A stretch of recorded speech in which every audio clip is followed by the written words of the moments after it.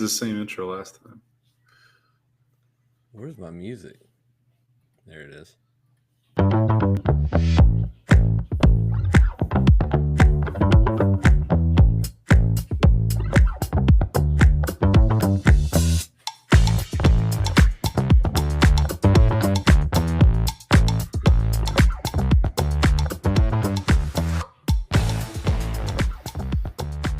Welcome to Blessed Them Boys, a podcast that's going to get really into hockey pretty soon.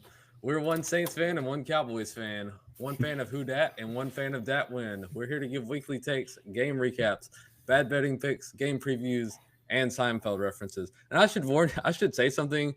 I was like, we're getting real close to the point where I'm going to have to tell Donnie to earmuffs it because I'm getting close to the point where I'm going to do. Andy, I'm going to have to tell Andy that I'm going to do a swear on the show at some point. Oh, we're not there yet. I'm going to do a swear. Maybe. Okay. Well, anyway, welcome to the show, ladies and gentlemen. Our patron saint / cowboy this week is running back. Speaking of Andy, Anthony A-Train Thomas, who was born in my neck of the woods, kind of, Pineville, Louisiana. He enrolled at the University of Michigan, 1997, and he was given the nickname A-Train by one Brent Musburger, apparently. You're looking live. Yeah, you're looking live at the A-Train. As a freshman, Thomas earned Big Ten Freshman of the Year. He was a member of the undefeated national championship team. That was the same year, I believe, that Charles Woodson won the Heisman Trophy, if I'm not mistaken. He would go on to break Jamie Morris's Michigan rushing yard record, and he would break Tyrone Wheatley's career touchdown record. Both of those records were later broken by Mike Hart and current Rams running back Blake Corum, respectively. Blake Corum is sitting on my fantasy bench. That's how bad my running back situation Blake Corum will be on my fantasy team hopefully tomorrow because I have to drop your cousin because he busted his ankle up. So R.I.P. Right, pour one out. In 2001, Thomas was drafted by the Chicago Bears. Shout out to Andy in the second round, 38th overall. He would go on to earn AP NFL Offensive Rookie of the Year honors after rushing for 1,183 yards and helping lead the Bears to a 13-3 record. Thomas would remain the Bears' top running back in 2002 and 2003. He would rush for 1,024 yards in 2003 before Thomas Jones took over the Bears' lead back role in 2004. 2005, he would sign with your Dallas Cowboys. He was expected to be the backup for Julius Jones, another patron Saint Cowboy. Mm-hmm. However, due to his ineffectiveness and subsequent emergence of late great Marion Barber III, Anthony Thomas was released by the Cowboys in November, but quickly signed by the Saints after they had lost running back Deuce McAllister to a season-ending knee injury. In 2006, Thomas would sign with the Buffalo Bills. He would appear in 16 games, starting 2. He would remain with the Bills until he was placed on IR in 2007. For his career, Thomas amassed 3,891 rushing yards, 23 rushing touchdowns, 756 receiving yards, and 1 receiving touchdown. In 2011, Thomas served as running backs coach at West Virginia Wesleyan College, and the following year he was promoted to special teams coordinator and assistant head coach. I do not know if he still has that job. I was going to ask, is he still over there now, or do we know what he's up to these days? I don't know. That's where Wikipedia stopped, was with that little nugget.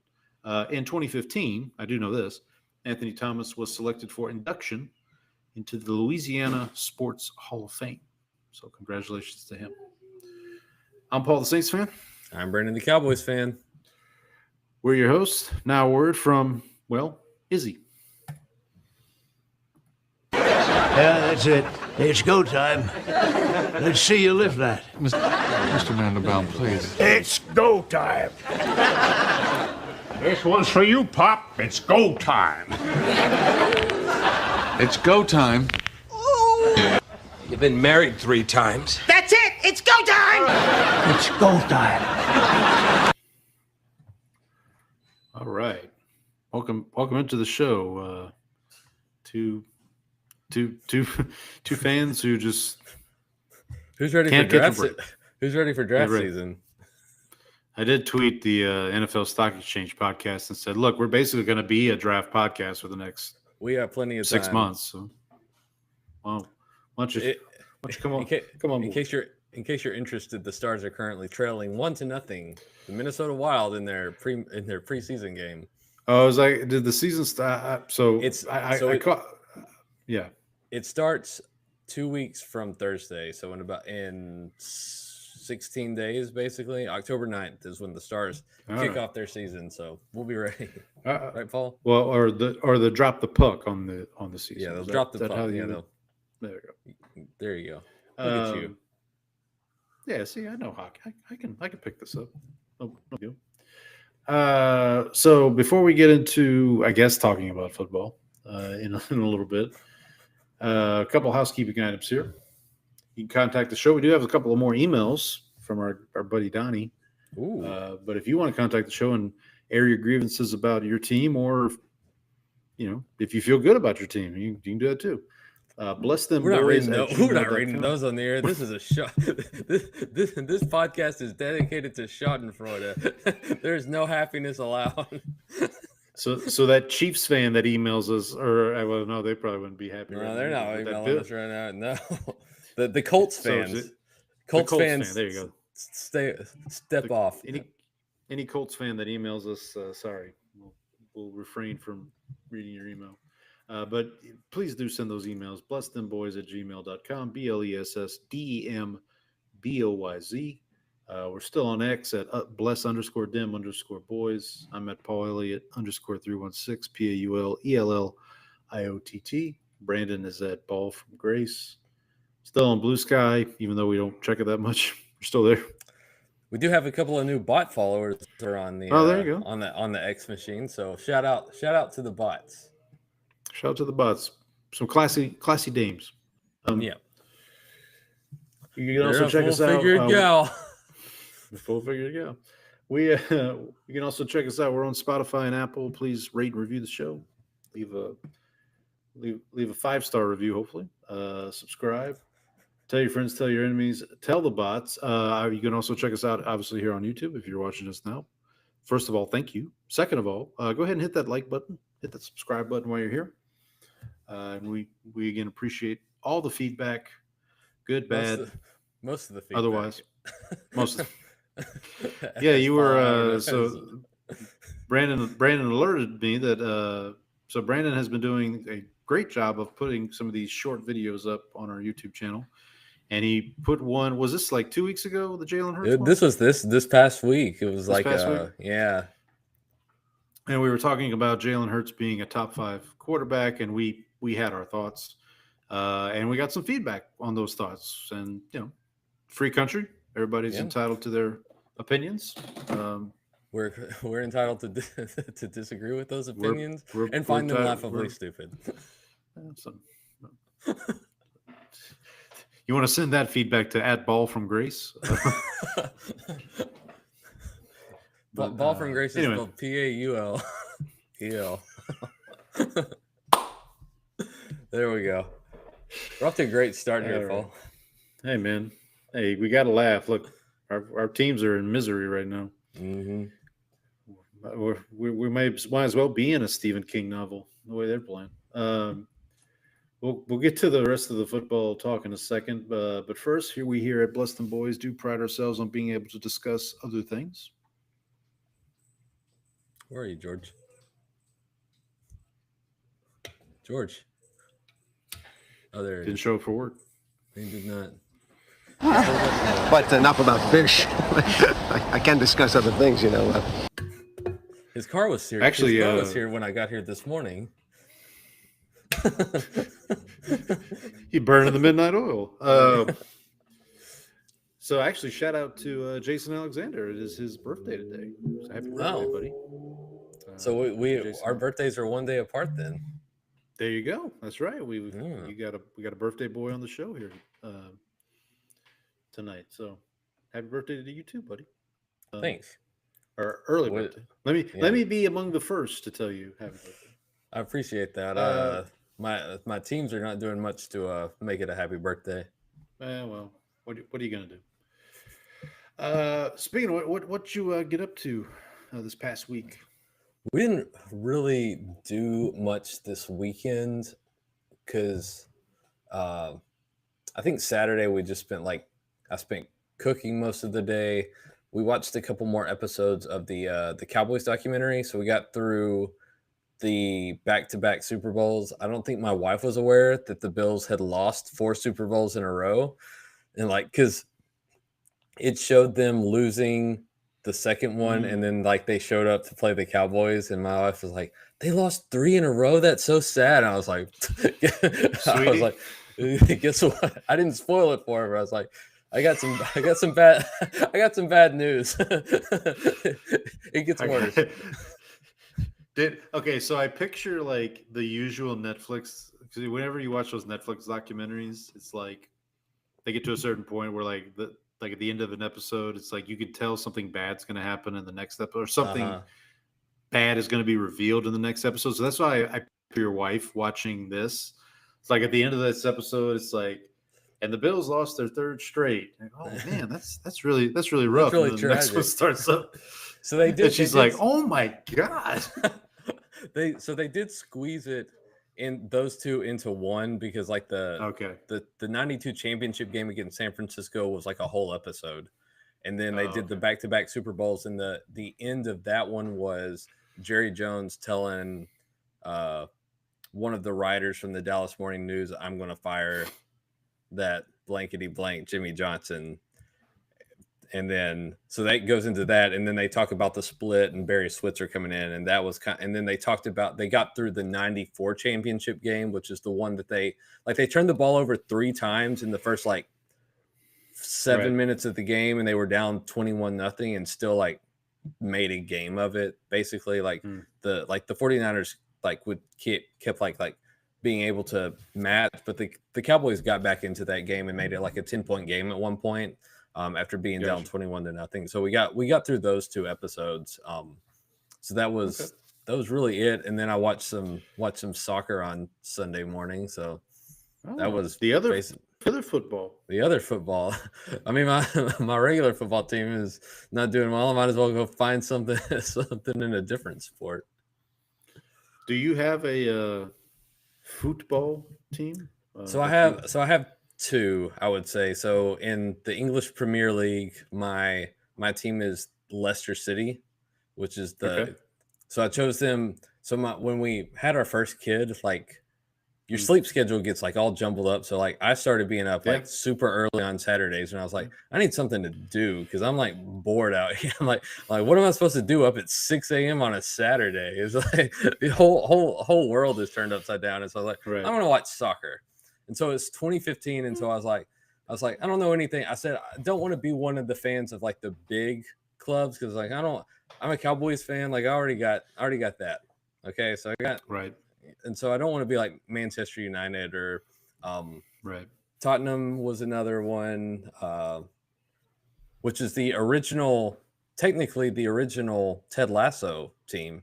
Yeah, if you remember the commercial that he did for NBC when they were bringing the Premier League over, they had Ted Lasso a long form commercial where he was coaching for Tottenham. That don't remember, Ted Lasso started as a skit, basically a commercial for NBC's coverage of the Premier League, and they somehow parlayed that into a wonderful Apple TV show that now is coming back for season 4, apparently. Right. So I knew I didn't want to cheer for one of those teams. And so I looked at the list of teams, and I was like, well, I want a blue team because I like the color blue. And then Leicester City was blue, and they were also the Foxes, which is my favorite animal. And so I was like, okay, we're going with this. Well, it turns out they were 5,000 to 1 to win the Premier League that year, and they ended up winning the Premier League. Wow. And so so it was a miracle story, and everyone was like, well, you just jumped on the bandwagon. I was like, I don't know anything about this stupid sport. I chose it because of colors and an animal. I just got on. I got on.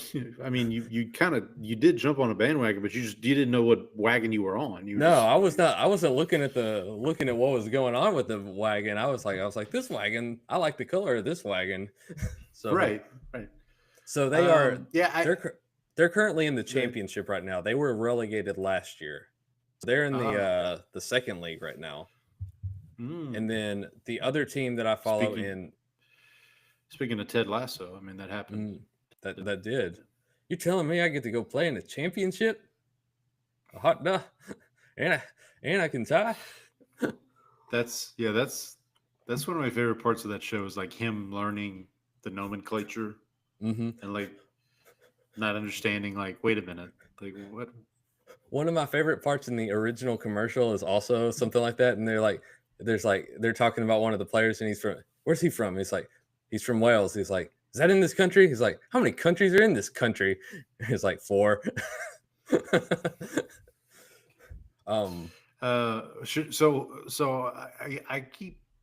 With Ted Lasso, when I first got into the show, I was like, I should probably try to get into soccer, and my kids were playing it at the time too. So, but it just never happened for whatever reason. Never stuck. Never stuck. Yeah. Who's the team who are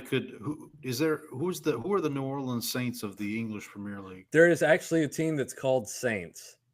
Okay. And I think it's Southampton FC. And like your New Orleans Saints, buddy, I got some bad news. I'll take it. Let me look them up because I think they actually got relegated. Relegated, not regulated. Yeah. So Southampton, are they the Saints? So they did get relegated. They're also in the. You can come watch the second level English soccer with me. Okay. Oh yeah. So Southampton FC is the Saints, and they are currently in the EFL Championship. Are they black and gold by any chance, or are they? No, they're red, like red and white and black. Red and white and Falcons colors. That might be a problem. You could always be so. How can you? So they're called the Saints, but they have Falcons colors. That doesn't make sense. I will say though, there is a team you could cheer for Crystal Palace, which is the team that the color scheme for Ted Lasso's Richmond. They're basically based around the Crystal Palace team because I think they use their stadium and like a lot of the stuff is like the color scheme is also just especially to fit in with the stadium too, since they're using that as the locale. So Richmond is would be based on Crystal Palace. So that might be a way to get into it for you. Are they sponsored by any chance by Crystal Burger? I don't know. I don't think they are. No. Crystal Palace is one of the more elite names in I would say in the league. Yeah, so we might so Southampton or Crystal Palace. Okay. Yeah. So I'll keep it in mind. Now some bad news, the Crystal Palace team, they are the Eagles. Oh my gosh. We got some problems over here. we got problems here. The one other thing I was just remembered from the original commercial is Ted Lasso is trying to make so Coach Beard is trying to like teach him about soccer, and he's trying to teach you the team names, and Ted Lasso is coming up with like connotations to him, and so he's like this is Manchester United, richest team in soccer. Everybody either loves him or hates him. And he's like Dallas Cowboys, and so then he goes to Liverpool. He's like, this is Liverpool, was once a successful organization but hadn't won anything in 30 years. He goes, also the Dallas Cowboys, and so it's like okay, thanks. That's enough. Yeah, that's enough of that. What about you, Paul? That's what I got up to. But right into the show. Let me know who I should be pulling for. Do you know if Donnie or Andy is I don't soccer? fan? I don't know. We should find that out. I feel like Andy might be, but I don't know. I don't want to speak for them. I don't Okay. want to speak for them. But I feel like, but yeah, well, I'm sure we have Somebody. listeners out there who are fans of the. It's the Premier League, right? That's Yes. Premier League is the English one. The one I watch in Italy is Serie A. Serie A. Okay, Yeah. Okay. Very good, very good. Okay, so for me, Criterion Challenge still going. Knocked out 2 more movies this week from the 2010s. Is a movie called Clouds of Sils Maria. This starred Kirsten Stewart, or is it Kristen Stewart from Kristen Stewart. Yeah, from Twilight. From Twilight, yeah. So and her, and then Juliette Binoche, who, if you don't recognize the name, she was in a film that was referenced in Seinfeld, the beloved English patient. Second? No, she was not. Close, same episode. That's funny no, that I actually ended up on the same right, episode though. Yeah, but it's quite a good film. So Juliette Binoche plays an older actress who is offered a part in a play. So when she was 18, she was in this play playing the younger role, and now she's being offered a part, same play, but now she's playing the older role. If that makes sense.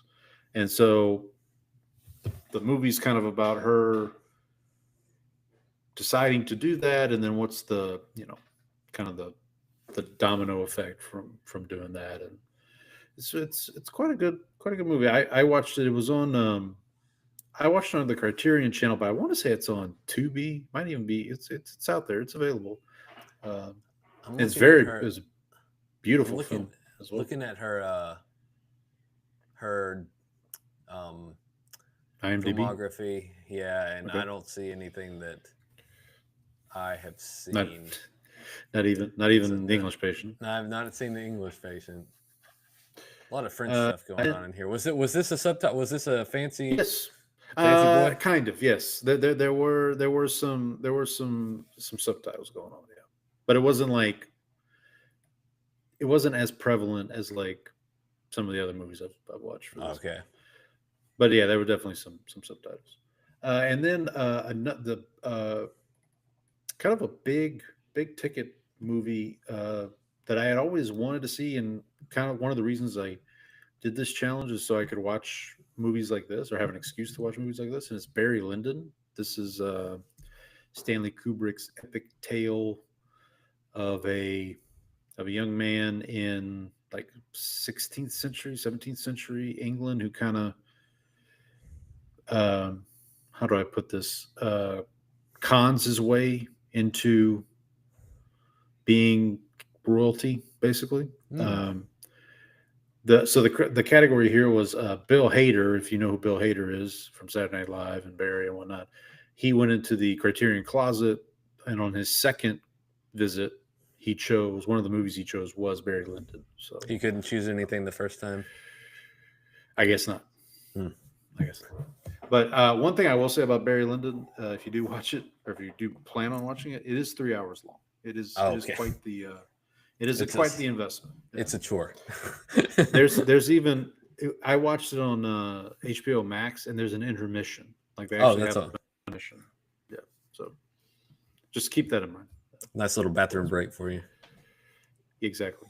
Last week, I don't know if this happened before we recorded or after we recorded, but Robert Redford passed away.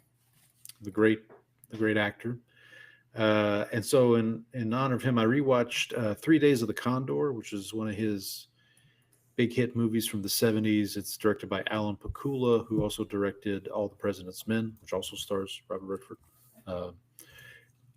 But it's a kind of a spy conspiracy type movie. Very good movie. I would highly recommend checking it out. A lot of people also just figured out that that he was the one in the GIF of the. Oh, Jeremiah Johnson. Yeah. Yeah. Because everyone thought that was Zach Galifianakis. So I thought people were kidding. I thought people were joking about No, that. I think most But people actually didn't know that. Okay. I only knew it, and All right. I only knew it because like somebody had like, I don't remember why I knew it. It wasn't because I'd seen the movie, that's for sure. But like I Right. knew that it was Robert Redford. But Yeah. I probably asked, what's the thing on Twitter, the Grok thing? oh yeah, The AI thing that'll tell you like what the pictures. Grok, is this true? Right. That kind of thing. And then speaking of actors that we lost this year, I watched a movie called Thunderheart, which stars Val Kilmer, who passed away this year, and then another actor who recently passed away, Graham Greene, who folks might not know the name.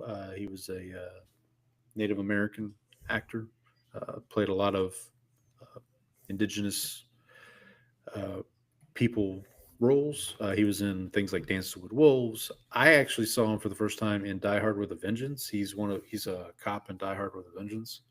Um, he's one of those that guy type actor. If you saw his face, you'd probably say, "Oh yeah, I've seen him in some things." Yeah, I'm looking him up right now. I also remember him from a Taylor Sheridan movie a couple years ago called Wind River. Starred Jeremy Renner and Elizabeth Olsen. Yeah, Elizabeth Olsen. One of the Witch. Olsens. One of the Olsen, yeah. The one who played Scarlet Witch. And then on the TV front, just finished, actually, before we went live here, as I was waiting to log on here, just finished season 1 of Alien Earth, which is the FX show from Noah Hawley, based on the Ridley Scott, executive producer on the show. Quite good. I know I talked about it last week. I would highly recommend checking it out if you're a fan of the Alien movies. Even if you're not, honestly, I mean, How many seasons are there? So this is the first season. There's 8 episodes. Okay, so they haven't been renewed technically for a second season, but they definitely left it open for a second season. So okay. I'll say that. Speaking of second seasons, I am quickly going through The Wire season 2. I don't know why people don't like this season of The Wire. I mean, this is my first time watching it, but I really like it. I think it's not as good as season 1, but it's still. How do you compare? How do you stack up The Wire versus Breaking Bad? Because I know that's like the big comparison everyone usually makes. I haven't finished The Wire. I'm still, this is my first time going through it. I had seen season 1 before. Right. Breaking Bad is, if Seinfeld is my favorite show of all time, Breaking Bad's probably number 2. It's in my top 5, and it's not 5. So top 4. So top 4, and it may not be 4. But so far, I definitely can see. There's obvious similarities between the shows, or the content is similar. It's hard. It's hard to compare them, but I would put it up there with Breaking Bad so far as in terms of quality, for sure. For my personal taste, I still probably like Breaking Bad a smidge more. But again, when I get to the end of The Wire, I might. Yeah, the end of season 4 of Breaking Bad is like, that season finale is one of my favorite episodes of television that I've ever watched. Is that the Gus Fring? Yeah, the bell at the end, yep. And then like he walks out and he like adjusts his tie. Yeah. So I think I've told this story on the show before, but I'll tell it one more time. So at the time, while season 4 was actually happening, my wife and I were big fans of The Walking Dead. That was the other big show on AMC at the time. Didn't watch Breaking Bad, and then they did a commercial for season 5, which featured that image of Gus Fring walking out of the room, two-faced basically, and adjusting his tie. And I'm like, oh, I need to check this out. And so it was Breaking Bad was probably one of the first shows I actually like binged on Netflix, because this They had the old seasons on Netflix, and so I just ran through them before season 5 started, and then I watched season 5 as it went. Yeah, but yeah, another pretty good show on HBO going on right now is Task. This is the show that stars Mark Ruffalo, where he's leading a task force. They're trying to find these folks that are ripping off drug dealers. Basically, they're robbing stash houses, pretty much. And it's getting really good. Episode 3 was a little bit of a cool down from episodes 1 and 2. It was more of like a chess piece setting episode, if that makes sense. Like, so like episodes 1 and 2 kind of set things into motion, and then episode 3 is more like, okay, let's set the chessboard, let's get people in place and figure out some things. But yeah, it's really good because they only have 7 episodes, and I don't. It's labeled a miniseries, so I'm guessing there's not going to be a season 2, but you never know. I didn't think there'd be a season 2 of Alien Earth, to be honest. Looks like there will be. No DoorDash incidents this week. I don't think we had anything else going on. I mentioned happy birthday to Jason Alexander, the legendary George Costanza. Yeah. So you want to transition here to some football of the college variety, at least. Yeah, I actually did watch. I think I did actually watch a decent amount of college football this weekend. But I'm trying to remember like what games. I watched a pretty good bit of that OU Auburn game, which OU's a bunch of cheaters, so we should point that out to everybody. Oh, well. You can send that feedback to @ball from Greece. Yeah, that's right. The officials admitted that they cheated. Like the officials are like, okay. The officials are like, see this. Yeah, I didn't catch the whole game, but I did see the SEC release the statement. So what they did was they ran one of those plays where they like a player was pretending to run off and then stop by the sideline, which like the old Johnny Manziel, yeah. Yeah, so you can't do fake substitutions. You can't like pretend to do a substitution in order to gain a competitive advantage. And so they ran that. Obviously, he was wide open, touchdown.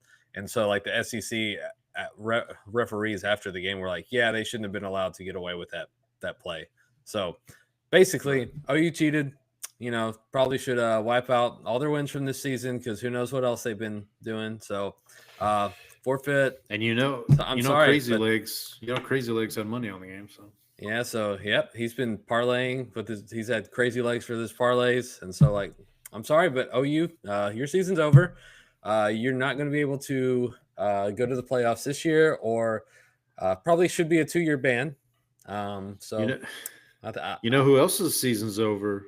Speaking of Oklahoma State. Oh yeah, I'm a man. I'm 40. I'm unemployed. One of the I was gonna say when he gets to the unemployment office, they're gonna be asking him, sir, what's your gender? I'm a man. Okay, and your age? I'm 40. I'm 40. Sir, this says that you're. This is your much older than that. Yeah. So what's funny about that is yesterday was the anniversary of that very speech, and he got fired today. I was also thinking about that because it comes like 2 days before my birthday, and so like I would be able to not this year, but in the near future, I would be able to use that quote like on my birthday, basically on the anniversary. I would have been able to say it, but it's a couple of days too early, so that's a shame. Well, that's a shame. Anything else college football related? How did Arch look this week?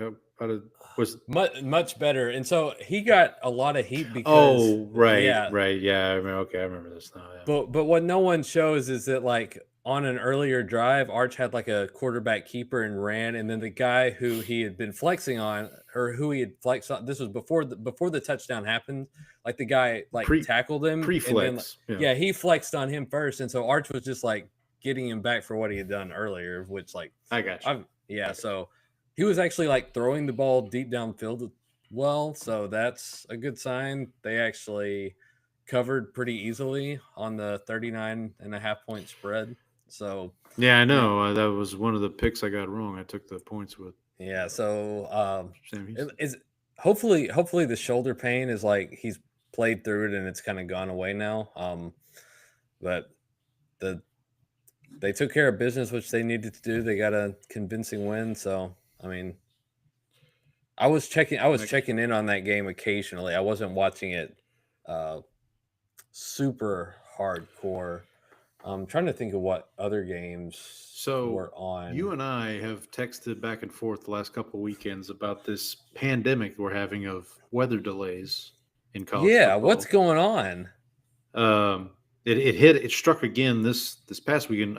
Purdue was playing Notre Dame, and I took the points with Purdue, and I had I was feeling pretty good about it because Purdue was hanging in there, and then there was a weather delay, like literally right before halftime. There was like 2 minutes left in the first half or something like that, and because they had to NBC had to vamp, and your boy Jason Garrett had to talk for a little bit.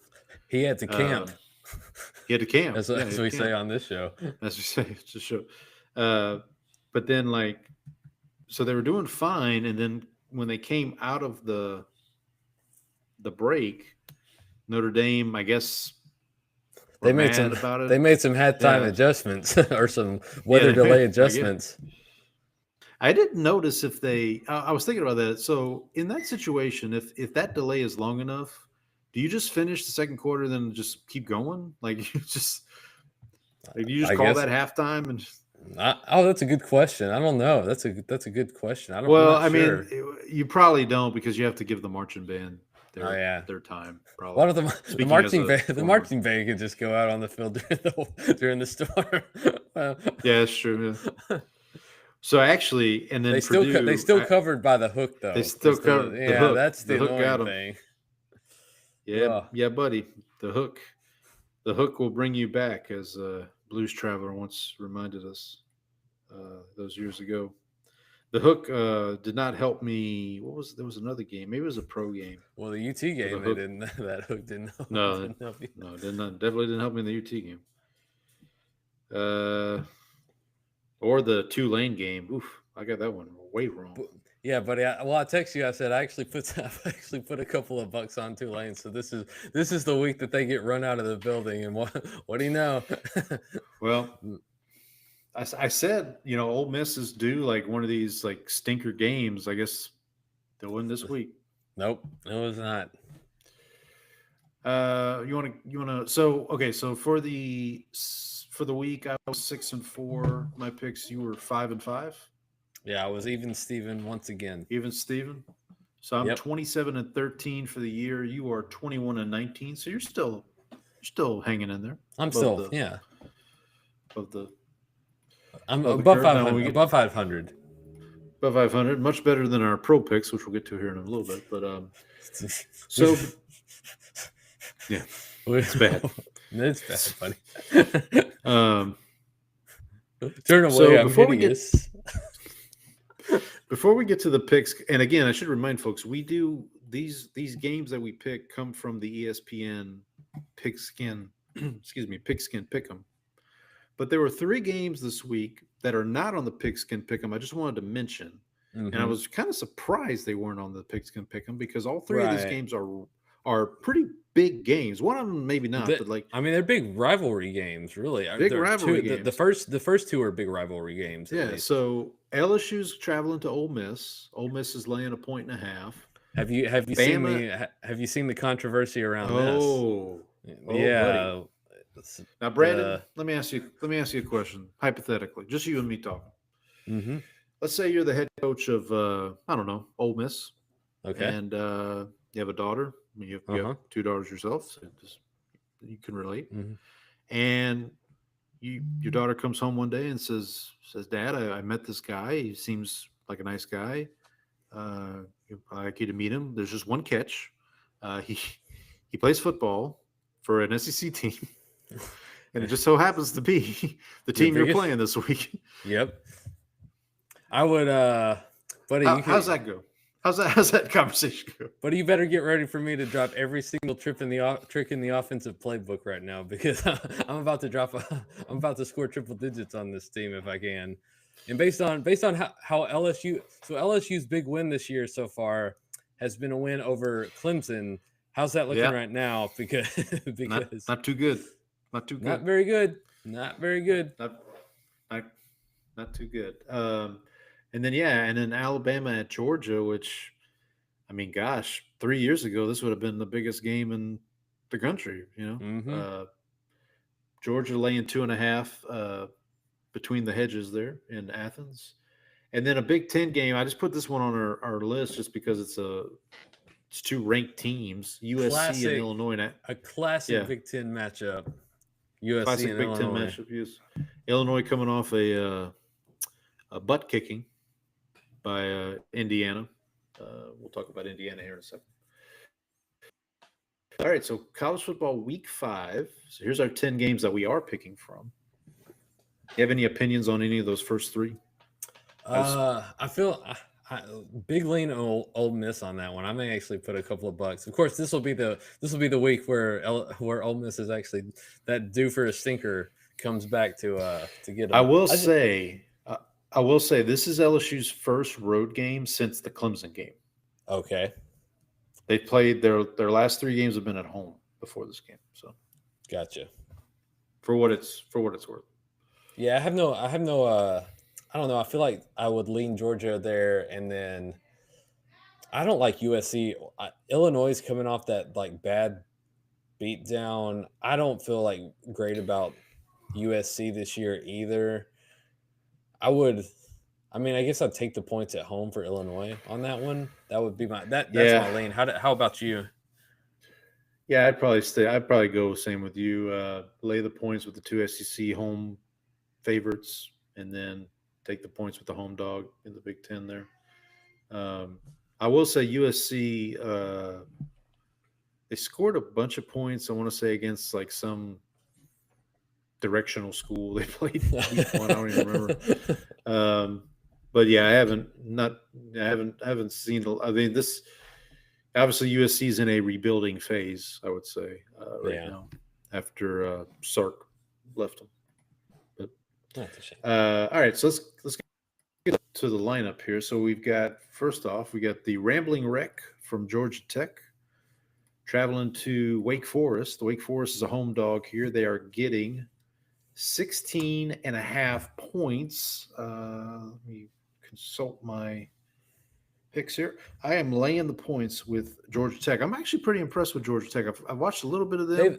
They've had a good season. They've had a good season. Yeah. I've that running back or the quarterback they have, Haynes King, yeah. Former A&M recruit, if I remember. Yeah, I believe so. Yeah, that's who I remember him committing to out of high school. So I'm laying the points. What about you? Yeah, I'm also on Georgia Tech there. On Georgia Tech, okay. Next up, we have South Alabama heading to North Texas. The Mean Green, home favorite here. They are laying 12.5. I'm going to lay the 12.5 with North Texas. Sure, why not? Don't see any other reason. Don't see a reason why not to. By the way, the undefeated North Texas Mean Green, for what it's worth. Their middle name is Joe. Yeah, the exactly. Mean Joe. The Mean Joe Green. I believe the alma mater of Don Henley, Eagles front man. Sure. From years gone by, for what it's worth. Up next, we've got Utah State, the alma mater of Jordan Love. They are traveling to Nashville, Tennessee to play the Vanderbilt Commodores, the number 18 ranked undefeated Vanderbilt Commodores. Thank you very much. Didn't they just hang 70 on somebody this week? Yeah, Georgia State, I believe. Yeah. Yeah. They do have I want to say they beat like Virginia Tech, or they beat an ACC school earlier this year, I'm pretty sure. But anyway, Vanderbilt here is laying 22.5.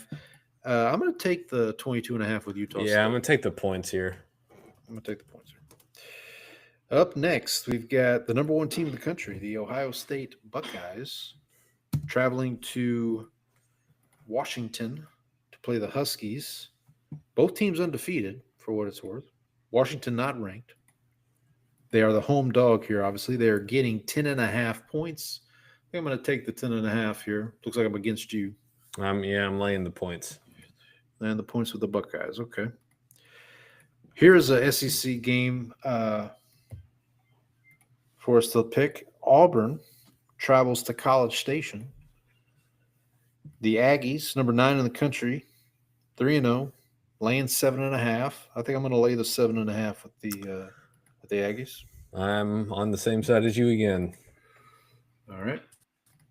A game that I will be watching here, a Big Ten matchup I will definitely be checking out. The Indiana Hoosiers, number 11, coming off that big win against Illinois, 4-0, travel to Iowa City to play the Hawkeyes. Hawkeyes are the home dog here. They are getting 7.5. I'm going to lay the 7.5 with Indiana. Yeah, I've watched Iowa play this year. You Yeah. couldn't give me. No, I have too. Yeah, I have too. Trust me. I will say, though, strange things happen in Kinnick Stadium sometimes, especially with these Big Ten games. But the way Indiana looked last week against Illinois, mighty impressive. Here's a game that I kind of just flipped a coin on this one. The Utah Utes are traveling to West Virginia, taking on the Mountaineers. Mountaineers are the home dogs here. They're getting 12.5. I'm going to lay the 12.5 with Utah. I too am with Marissa Tomei and the Utes. The Utes. A couple of Two Utes, Your Honor. A couple of Utes, Your Honor. 2 Utes, Your Honor. Speaking of George Costanza, his favorite actress, Marissa Tomei. His love interest. He His love just interest, loves those bald, chubby, funny guys. Another SEC matchup here. Tennessee, the Volunteers, travel down to Starkville to take on the not ranked but undefeated Mississippi State Bulldogs. Bulldogs are a home dog. They're a home dog here. They are getting 10.5 points. I'm going to take the points with Mississippi State. I'm taking the points. I do think Tennessee, we talked about this last week, I think their quarterback was mighty impressive against Georgia. Why can I not remember his name? Well, it's not. It's the guy. It's not Nico. Yeah, it's not Nico. Not Nico, because he was. I'm a Leva. He was a Leva. Aguilar. Yeah. Last name. Yeah. Okay, 2 more games here. Arizona, the Wildcats, another undefeated but not ranked team, heading to Ames, Iowa, take on the Iowa State Cyclones, number 14 ranked in the country, 4-0 on the season. Iowa State is the home favorite. They are laying 7.5 points. I'm going to lay the 7.5 with the Cyclones. I'm going to take the points. Okay. I've seen Rocco Becht play. Fair enough. Son of Anthony Jets Becht. legend Anthony Becht. Yeah. Jets, Buccaneers too was another one he played for. Yeah. Those are the 2 I really. Yeah, think actually, of him. He's got a few. He could present one of the games this week, but I don't think I went with him. Now I'm regretting it. Apologies to our friend Chris over at this podcast and making me thirsty. All right, finally, the big one in Happy Valley here. I believe this is where game day will be. Number 6 Oregon, 4-0, comes in against number 3 Penn State. Nittany Lions are the favorites here. They are laying 3.5. I'm taking the points with the Ducks. Give me those Nittany Lions. All right. Not so fast, my friend. Not so fast, my friend. Not so fast, my friend. All right. So hopefully we'll see how we get it. Like I said, I keep waiting for the week. The week where it all falls apart. Week where it all falls apart. I mean, 8-2 week 1, 7-3 week 2, 6-4 the last 2 weeks. It's coming. It's coming. So, speaking of bad weeks, let's transition here to NFL Week 3. Hey, Vay.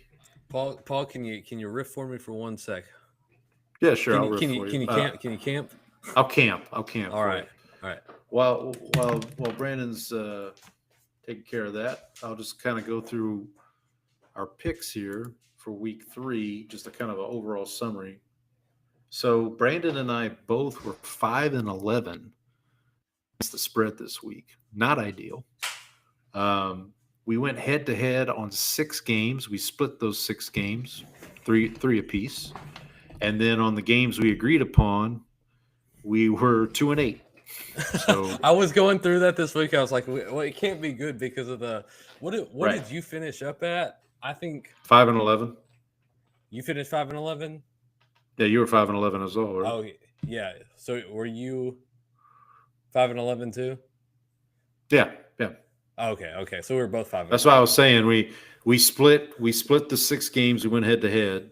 We each got 3, and then the games we chose together were 2-8. So the head-to-head games were actually the bright spot this week. Right. In the confidence picks, we both went 8-8, so a little better there. For the season, you're sitting at 306 points. I'm sitting at 251. I will say, got some good news here. We are 3-0 on our locks. We are both 3-0 on our Jerry, it's a lock. We're 3-0 on. We are also still alive in the Eliminator. Survivor Eliminator pool. Or Survivor, yeah, sorry. Survivor. I got my Georgia's getting upset this week. You did not. Who was your upset? You had Titans over Colts. That's right. So I am 2-1 for my upsets this year. You are 1-2 so far. In our Skins game, you are ahead 33-29 is my count. Is that jive with what you have? Yeah, that's what I've got too. And I will say, like, I was wondering about last night because I couldn't remember who had what, and so I went to look. Right. I had Ravens and Lions, so I was basically just guaranteed a point. Right, you're guaranteed a point. Yeah. So I went ahead and in our spreadsheet here, I went ahead and looked at hypotheticals. So like if we had kept the same teams but done the opposite outcome, I could potentially be at 40 points if I had taken Texans losses and Colts wins. Yeah, you got the.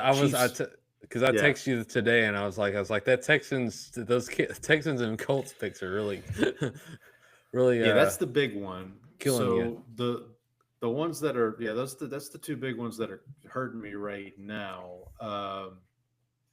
The other ones hurting me right now are like Patriots and Bears. I both picked the wins. They're 1-2. Vikings, I picked losses, and they're 2-1. Little things like that. The Chiefs are 1-2 right now. Chiefs are That's 1-2. Yeah, so that's another one. In our preseason picks this week, I was 11-5. So Ooh. I think I was 10-6 again.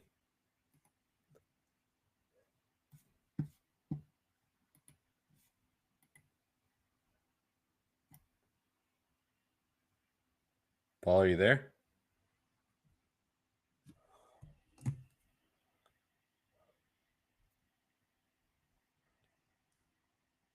Okay.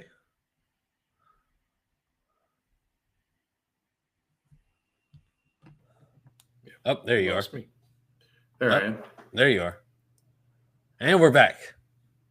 After this, You're still frozen up. coming up next. After these messages from Aspiration, not brought to you by Kawhi Leonard. Yes. You're still frozen on my end. Can you hear me? Okay, there you go. All right. Okay. Yeah, I can hear you. Your screen was frozen. Okay. Are we good now? Am I good? Yeah, I think everything's working in good order now. All right. So preseason picks. I was 11-5 for the week. What were you? I was 10-6 again. 10-6. Okay, so I'm 31 Chat GPT had 17 for the season. I think Chat GPT is like 13-3. So, quite a week for the Bots are computer. taking over. Yeah, they have. Bots are taking over. Bots are taking. We might as well just let ChatGPT do this podcast. I know. ChatGPT might be better off. Okay, so let's get into the games here. Yeah, let's get into the games. Thursday Night Football is presented by Ryan Patrick. Appropriately, he was at the game. Took his shirt off after the game. I don't know if you saw that. The Bills Nation was.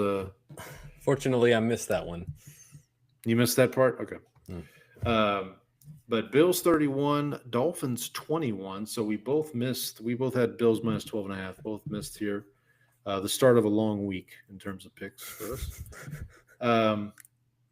Yeah, I caught. I mean, of course, this would be the week that the Dolphins, put forth their best effort. Is when we. Wait, you knew it was going to be a bad. It was going to be a bad situation when they marched down the field on the opening drive and just went straight into the end zone. I was like, okay, well, that's over. They're not. Bills aren't covering this one. And if you missed this game on Prime Video, boys and girls, don't worry. The Dolphins will be on Monday Night Football this week, so get a chance to check them out. Somebody said those should be flexed to Tubi or something. Tubi. No, that was that was the Saints Dolphins game later in the season. They said should be flexed to Tubi. They should just flex the entire Dolphins schedule to Tubi at this point, to be honest. Yeah, the Saints schedule as well. But we'll get to that in a little bit. Anything else on the Thursday night game before we move on? Nah, this is kind of just one of those divisional matchups that felt like, the Dolphins kind of backs against the wall. This felt like they gave them their best shot, and it just still isn't enough. I almost feel like they should only do divisional games on Thursday night. Does that make sense? Well, for a while that was kind of the MO. It was mostly divisional matchups. Yeah. It wasn't all of them, but it was the majority of them. It felt like because there was always the joke. The rule not rule, but the rule of thumb was everybody had to get at least one Thursday night game, and so if you got to put the Saints on Thursday night, you might as well have it be Saints Falcons or Saints Bucks or something like that. So yeah, I know we did have a couple of Cowboys Saints Thursday night matchups. We did. The old joke was that the Titans Jaguars was kind of like the quintessential Thursday night matchup. Like that just feels like a Thursday night game. So that was the one. Yeah. Let's move on here. Sunday early. Speaking of divisional matchups, Kenyon Barner presented. This is probably the surprise of the week, I would say. Panthers 30, Falcons zip. You hit on this one. You had the Panthers plus 5.5. I laid the points with the Falcons. That was my first mistake. I didn't really catch a lot of this game. But what the hell happened? The commentary I saw was not I talked about how I felt like Michael Penix against the Vikings had kind of done a lot to a lot of good movement in the pocket, and the passes were on time, or it felt like he was being decisive. This felt a lot like he wasn't. What I saw and what I heard about the game was that he wasn't willing to let the ball go, and then a lot of times his checkdowns and passes were late, and that's what happened. Is he had a check down, and the defensive back knew it was coming and saw it and just read it the whole way. And so a lot of this was just it feels like because Penix has never been super strong arm, right? He's more of a technician, and he needs to be on time. And if he's any even just a fraction of a second late, it's going to be a problem because he doesn't have the arm strength to make up that like a Justin Herbert, where if he just needs to like put a little extra juice on it, he doesn't have the arm strength to do that. And it felt like this game, just like he played into that and just like kept getting burned by it. And then of course, like once you're behind, then you're going to have to lean into those tendencies more. And what Atlanta really needs to do to win games and be successful, it feels like, is lean on the ground game and then allow the pass rush that they kind of brought in to kind of pin their ears back and go after the quarterback. And with the way that this game script went, they just were never able to do that. Brandon, who do you think had more yards in this football game? Well, the way you're saying it, I'm gonna guess it's the Falcons now. The Falcons outgained the Panthers by over 100 yards. The Falcons had 131 yards rushing, 201 yards passing. They had. I wonder how much of that was put up in garbage time, though. That's the like. I mean, maybe that's a good point. But the Falcons did have 3 turnovers, so that's another. I know and one the of them was Falcons, taken for a touchdown too, at least. And you know how many red zone trips the Falcons had in this game? None. Yeah, 0. So in fact, I want to say I heard those yards weren't going anywhere. They weren't going anywhere. I want to say I heard they never even reached the 30. Ooh. I think I heard someone say that. But yeah, I don't know. I mean, I don't know what to think of either of these teams, honestly. But I don't know that I would be buying a bunch of Carolina stock off of just this one game. No, I will say that much. No, absolutely not. Yeah, that's what I'm saying. Like, I don't know if this game speaks more about. I will say I did see that Bryce Young is now 3-1 against Atlanta in his career. You should be a big fan of him then. Well, yeah, no, he's fine. I mean, but like for some reason, like he plays really well against the Falcons. Too bad he doesn't play them every week, I guess. You want to take this next one?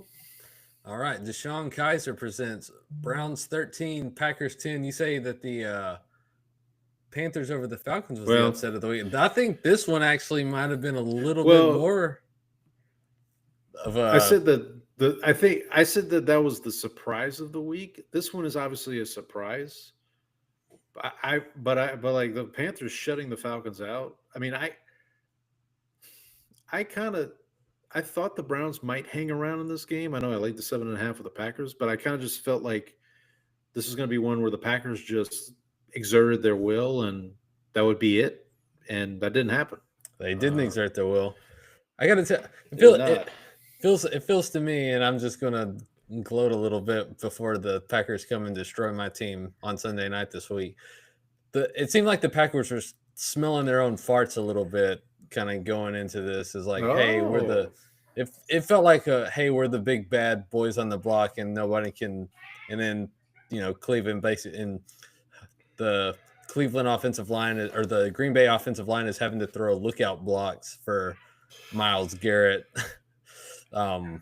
Was that one photo I saw where it was like they had a conga line to block him? Like there's like 3 guys lined up, one after the other, trying to block him.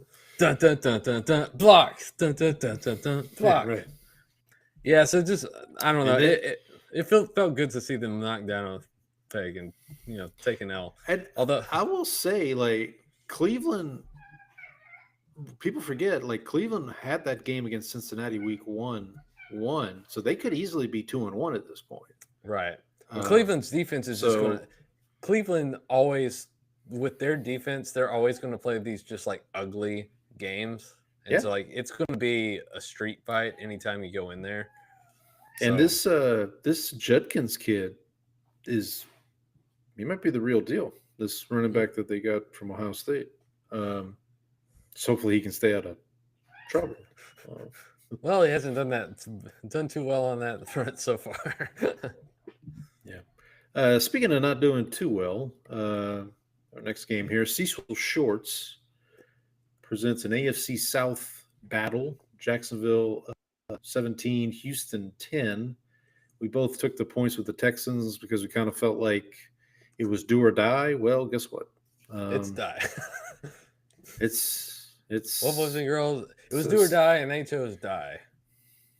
And they chose, the fat lady's warming up pretty vigorously at this point for the Texans. I will say from the Jacksonville perspective, we talked about the Browns defense. The Jacksonville defense actually looks pretty what's the word? Competent?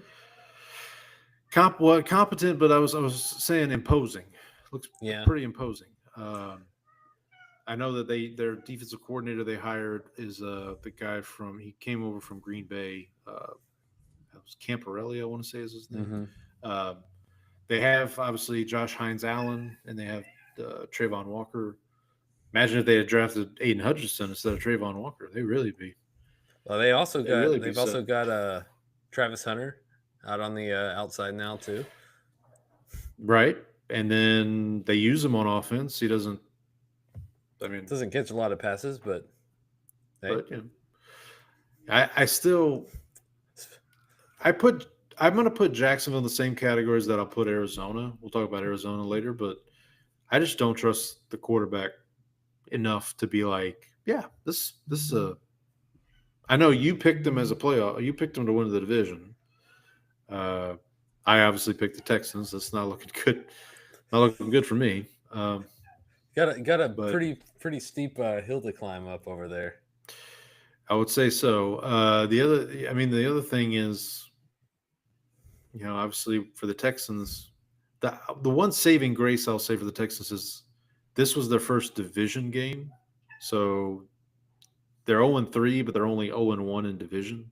Well, they're also all three of their losses have been like one possession games. Like it took a Baker Mayfield come from behind drive at the end to win that game. This one is a 7-point game. I will say on the every now and then I'll open up X and it'll have the For You tab, and I'll have things that are tagged as Texans Twitter.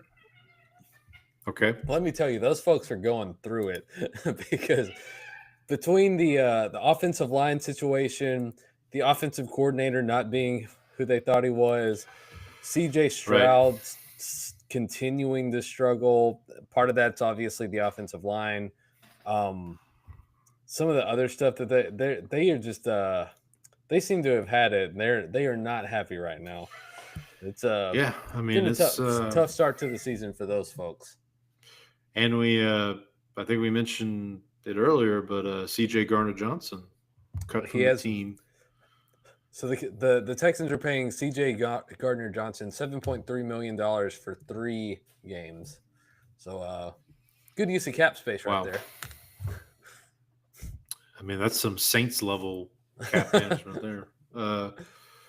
Anyway, let's move on here to something else. Hardy Nickerson presented another blowout here. Vikings 48, Bengals 10. This game got away from the Bengals pretty quickly. Yeah, it seems like Jake Browning. Well, and I want to point out that I saw like a bunch of like Flores also doing a lot, just like so many disguised blitzes and just rotating into. It looks like this, looks like this, looks like this, like 3 different looks before the snap. Yeah. So Browning just had trouble. The offensive line so I have Chase Brown on my like a couple of fantasy teams, and buddy, that offensive line is him and Ashton Genty right now are in the same boat where I think their yards after contact is like their yards before or their total yards rushing is like their yards after contact is basically they're getting hit behind the line of scrimmage like every time basically. Right. Yeah. So so their total yards rushing is greater than their yards after contact or something. Or their yards after contact is greater than their total yards rushing. Right now. We didn't talk about this last week, but I texted you about it on the Minnesota side. So with Wentz starting now because McCarthy's injured, I asked you, I said, so if Wentz continues to win for the Vikings and McCarthy's healthy enough to put him back in, do you put him back in? Do you ride the hot hand with Wentz? And I think you leaned more towards you got to stick with McCarthy at that point. No, I think the Vikings kind of acknowledged that they were basically like, we're okay with maybe taking a step back this year because we believe in McCarthy for the long term. I don't think you go in and you sacrifice your long-term vision for the team just based on the fact that you're winning a few games with your backup quarterback. You want to get to the point where, like, at some point you may know that McCarthy is not the answer, and that's fine, but I still think you have to stick with him until he actually absolutely proves that he is or is not the answer there. Right. Until he goes full Will Levis or something like that. Yeah, something like that. we should point out the Vikings are traveling overseas. They will have their first of 2 overseas games this week. McCarthy is traveling with the team, but Kevin O'Connell says he will not play in either of those games. They hopefully to have him back once they get back to the States. So we'll see. We'll keep an eye, see how Carson Wentz does. Remind me, Paul, am I the one that has the Bengals wins in our Skins game? I feel like I am. The way you've so coyly. No, I feel like I had like a bunch of AFC North teams, and I feel like I had the Bengals. You do have Bengals wins. Yeah, that's what I thought. Not looking good, Paul. You have Ravens wins, Browns losses, and Bengals wins, and I have the Steelers. No, you have the Steelers losses. Oh, okay. Yeah, I thought I had the Steelers. So you got all 4 teams. I have the whole. I've got the whole division in your hand. Yeah, you got the whole thing. Speaking of the Steelers, our good friend Dick Shiner presents Steelers 21, Patriots 14. This was my upset pick of the week.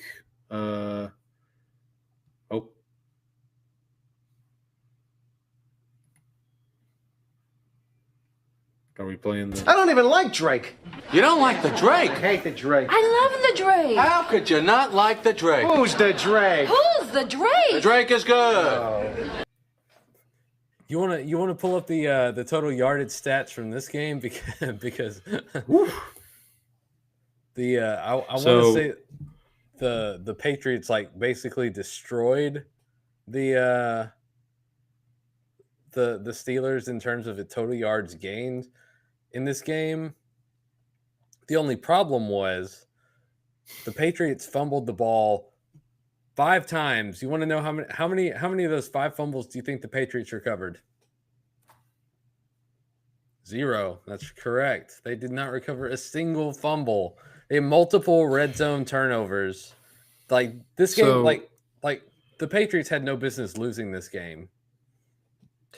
Yeah, I didn't realize this until you brought this up. 20. So these were the stats. Patriots 26 first downs to the Steelers 17. Patriots 71 total plays to the Steelers 49. Patriots 369 total yards to the Steelers 203. 5, like you said, five. Well, there were 4 fumbles. There was an interception. Was the other? Oh, okay. Turnover. I mean, time of possession 33 minutes for the Patriots. Yeah, this is the Patriots were 4 for 5 on 4th down in this game. That's insane. There's no way that the Patriots should not have lost this game. This is just so. I had Drake May. So with Jaden Daniels injured, I had to start Drake May in fantasy. And when he threw that 1 interception, I think that's when I texted you, "Hate the Drake." Would you like to know who I had sitting on my bench this week? The Drake? No, Mr. Hunter Henry. Ooh, yeah, he got 2 touchdown passes. Both of the touchdown passes. No, not ideal. Yeah, that's a tough one for the Patriots. For the Steelers, like I said, they're going overseas. They're going to play the Vikings this weekend in Dublin. But I mean, if you're the Steelers, look, you just found a way to win. You steal a game you shouldn't have won, and you get the hell out of there, and then you live to fight another day, kind of like so. Speaking of get the hell out of there. Oh, gosh. Eagles 33, Rams 26. Brutal bad beat for Rams plus 3.5. By the way, I'm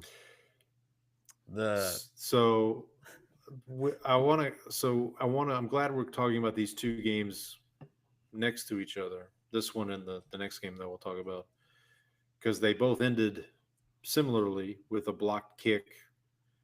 So I think. So the Rams are lining up for that field goal to win the game, and I'm in the process of trying to get the afternoon game set up, basically. So I had my tablet. I had this game was on the TV. So I turned to my tablet because the Saints game was starting at 3:05. So I put it on the tablet so I could watch it.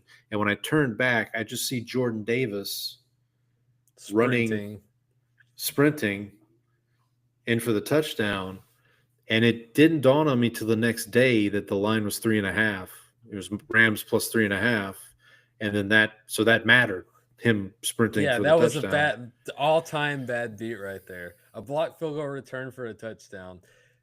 And the thing is, like, the go-ahead touchdown for the Eagles, like on the drive, was like, I will say, so AJ Brown pushed off on that touchdown, but I will say I think also Puka Nacua on the touchdown pass that the Rams had, he also pushed off. So I think that's kind of a wash, right? Right.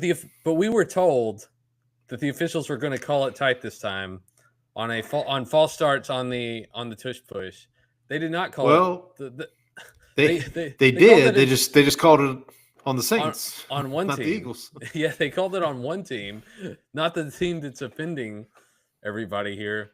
So I think this is the way that play goes away, right? Like, it's very clear that they are blatantly getting away with false starts every time. I think it was Dino was on one of the networks saying like it's impossible to, unless, and we'll talk about this with the Saints game, like unless it's like blatantly obvious, they're not getting these. They're not going to call these false starts. You should just call it. I mean, they're doing it every time. Just throw the flag. That's it. The end. Yeah, they'll stop doing it. Yeah. Like I don't understand. Like they're obviously doing it every time. So just like, throw the flag. That's we got to get rid of, like, you can't just let people get away with false starts all the time. Yeah, we'll put a pin in that conversation for when we get to the Saints game. I'm sure this will be one of, game. This will be one of our clips. One of our clips for the. We'll please the Eagles fans once again. Hi, Eagles fans. Welcome in. Welcome in. Thanks for watching.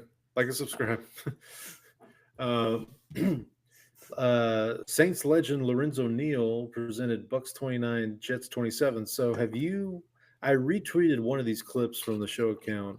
There's a ton of them out there, though. Yeah, there's a bunch of them. God bless him, man. He was excited when who was it? It was McDonald that blocked the punt or the kick? because I remember Chris Berman saying, "Oh, McDonald had a block." E-I-E-I-O. There you go. But then Baker Mayfield, who is Baker, in your opinion, is Baker in the lead for MVP right now? Or is he's got to be in the conversation, right? He's in the conversation. I don't know. Like, I haven't looked at odds for this. I mean, he's 3 for 3 in game-winning drives this season. He's had three games and 3 game-winning drives. And he just, we talked about this last week. Like, he's just, for my money, he's the most entertaining quarterback to watch because he's just like, and by the way, he's doing this with like half his team hurt. Like his offensive line is like just in shambles. Mike Evans is now hurt. How about the Emeka? How about Emeka Ibuka though? That's true. They do have Ibuka, and they might be getting Chris Godwin back this week, maybe. But yeah, it's really impressive what Baker's we also got. The Bucks got to go back to those the creamsicles. Yeah. Oh my gosh, dude, they're so much better. Someone was saying, I don't remember who it was, but someone was saying, I think the creamsicles just get a bad rap because the team was so bad. The team was so bad, exactly. Like that's the problem. Right. Nothing's wrong with the logo or the actual jerseys. It's like because that was the 0-14 team in the right. Well, that was the original. The original. John McKay, which as I told you, we'll get to later. Asked me about about our defense's execution. Yeah. All right. Well, yeah. So again, kind of like the Eagles, escape with a win. Just find a way to win and just get the hell out of there. And these last two games were not escapes. They were definitely beatdowns. Andre Johnson presents Colts 41, Titans 20. I will say, I was probably the most impressed of all the Colts wins. This one impressed me because this just set up to be a letdown game. You're going on the road. It's a divisional opponent. You've had 2 games at home. People throughout the week are like, oh, they're just this year's Saints. They're just going to be 2 good weeks and then they'll fall off a cliff. And they just go take care of business. And They pushed someone off a cliff is what they did. Yeah. If you want to, Yeah, our boy Callahan might be in trouble. let me tell you the Titans fans, because of all the Grizzly people I follow. Titans fans, buddy, they are not having it with Brian Callahan. They are ready to get that dude out of there. They are done with it. They are done with his shenanigans right now. I think I saw, I don't know if it was the Locked On Titans guy or somebody who, Titans fan, was like, somebody needs to call the FBI and investigate Callahan and like what is he like? Get him. Something's going on over there. Someone call Pablo Torre, get him on the case. Why does he still have a job, basically? Right. Get Callahan. Get Callahan out. I mean, it's been talked about a lot, but like the decision right before halftime where he takes too long to decide to kick the field goal, they get the delay of game penalty, so now it's like a 60-yarder. They miss it. Colts have enough time to go down the field and kick their own field goal, and that's when the game kind of gets away. But yeah, it's rough, man. It's rough out here for a Titans head coach. It's hard out here for a Titans head coach. I mean, we'll see what happens. I kind of I mean, I had heard people had talked, like Bill Simmons had talked about like how bad Callahan's been, but I hadn't. This was the first time that I was like, oh yeah, this guy's he's pretty bad. Like that's pretty bad. He's kind of been shielded by the fact that he had Will Levis kind of there to kind of right. He could just say, well, he could just say, well, like, look what I have to work with. Like, yeah, Mr. Like throw the ball backwards over your head.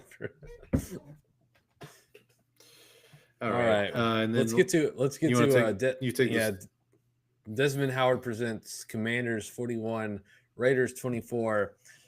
I have Ashton Jeanty on my team, and that guy gets no blocking. That offense, we talk a lot about how the Bengals offensive line is really bad, but like Raiders offensive line isn't exactly doing anybody any favors right now. Like Geno or Jeanty, it's pretty rough. I will say, was it Trey Tucker?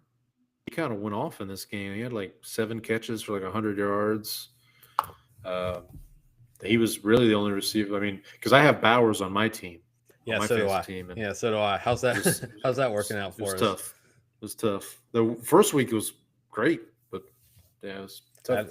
That knee injury. He's never seemed to like come back from that knee injury really, and like the matchups that they've gotten into have not been favorable for him. Yeah. So. Yeah. I mean, for this one, if you're the Commanders, like, hey, Mariota started. We took care of business. Dan Quinn ended up with a bloody nose, but he's fine. I don't know if you saw that. Dan Quinn got lit up. He didn't. That was a pretty big hit he took. Yeah. Well, I was watching other games, and then I just turned back, and I'm like, they're showing Dan Quinn. He's got blood dripping down his nose. I'm like, what the hell happened? got into a fight. Yeah, I guess so. Real brouhaha. Yeah, Trey Tucker, 8 catches, 145 yards, and 3 touchdowns. Whoa. Yeah. Well, some of that's in garbage time, obviously, but yeah. This was Geno's 3 touchdowns were all to Trey Tucker. All right, let's move on. Hey, Vay. All right. Paul, take us away. Keith Evans deserves so much better. He presents Seahawks 44, Saints 13. Congratulations to our friend of the show, Train. So here's what I'll say about this game. Let me give you kind of the first couple of sequences for the Saints here. So the Saints get the ball first. They move the ball down the field pretty well. They get to a 4th and 2, and Kellen Moore decides to go for it, which, okay, I like the aggressiveness. Don't know what the hell play was called, but somehow Alvin Kamara gets behind the defense, but Rattler just can't find him. He just can't deliver it. So they turn the ball over on downs. Seahawks take like 3 plays. Jackson Smith and Jigba scores, which I don't mind because he's on my fantasy team. All right, fine. Saints get the ball again. They drive down. They get to a 4th and 1. They decide, much like in week 1, they're going to try the tush push. And they do, what we're talking about in the Eagles game, they do basically the exact same thing the Eagles do, but they get called for a false start, which, they go from first down to now it's 4th and 6. So they punt, and Torrey Horton returns it 95 yards for a touchdown. And it was at that point that I thought, okay, this is how this game is going to go. But wait, there's more. Saints get the ball back. They go 3 and out this time. They're punting again. This time the punt gets blocked, and it's recovered by the Seahawks on the Saints' 10-yard line. Or actually, it's recovered by the Saints, I should say, on their own 10-yard line. Seahawks score. It's 20-0. It's not even the second quarter. Route is on. Yeah, it went. Turn out the lights. The party's over. That game went south really fast. Really did. What I will say from the Seahawks perspective, they looked really good. Now, again, I get it. It's the Saints. Saints suck. I understand. But like Darnold looked very poised. He was very efficient. From the Saints perspective, like with Rattler, I mean, yeah, he wasn't great, but I mean, hell, you were down 20-0 before the second quarter. Like, this was his first road start of the season, too, right? Like it's Kellen Moore kind of looked outclassed, outcoached. The team didn't really look prepared. So we talked about him going for it on 4th down, the first 2 drives. Fast forward, it's 38-3 later in the game. They get to a 4th down, and they decide to take a field goal. And it's like, what the hell are we doing? You're down 38-3. Like, just go for it. It was like 4th and 3 or whatever. So, I feel like this was the Saints game that everybody was waiting on. You know what I mean? Like, yeah. This was the first road game, right? Oh. All right. Paul has dropped off for a moment. Let's see if we can get him back.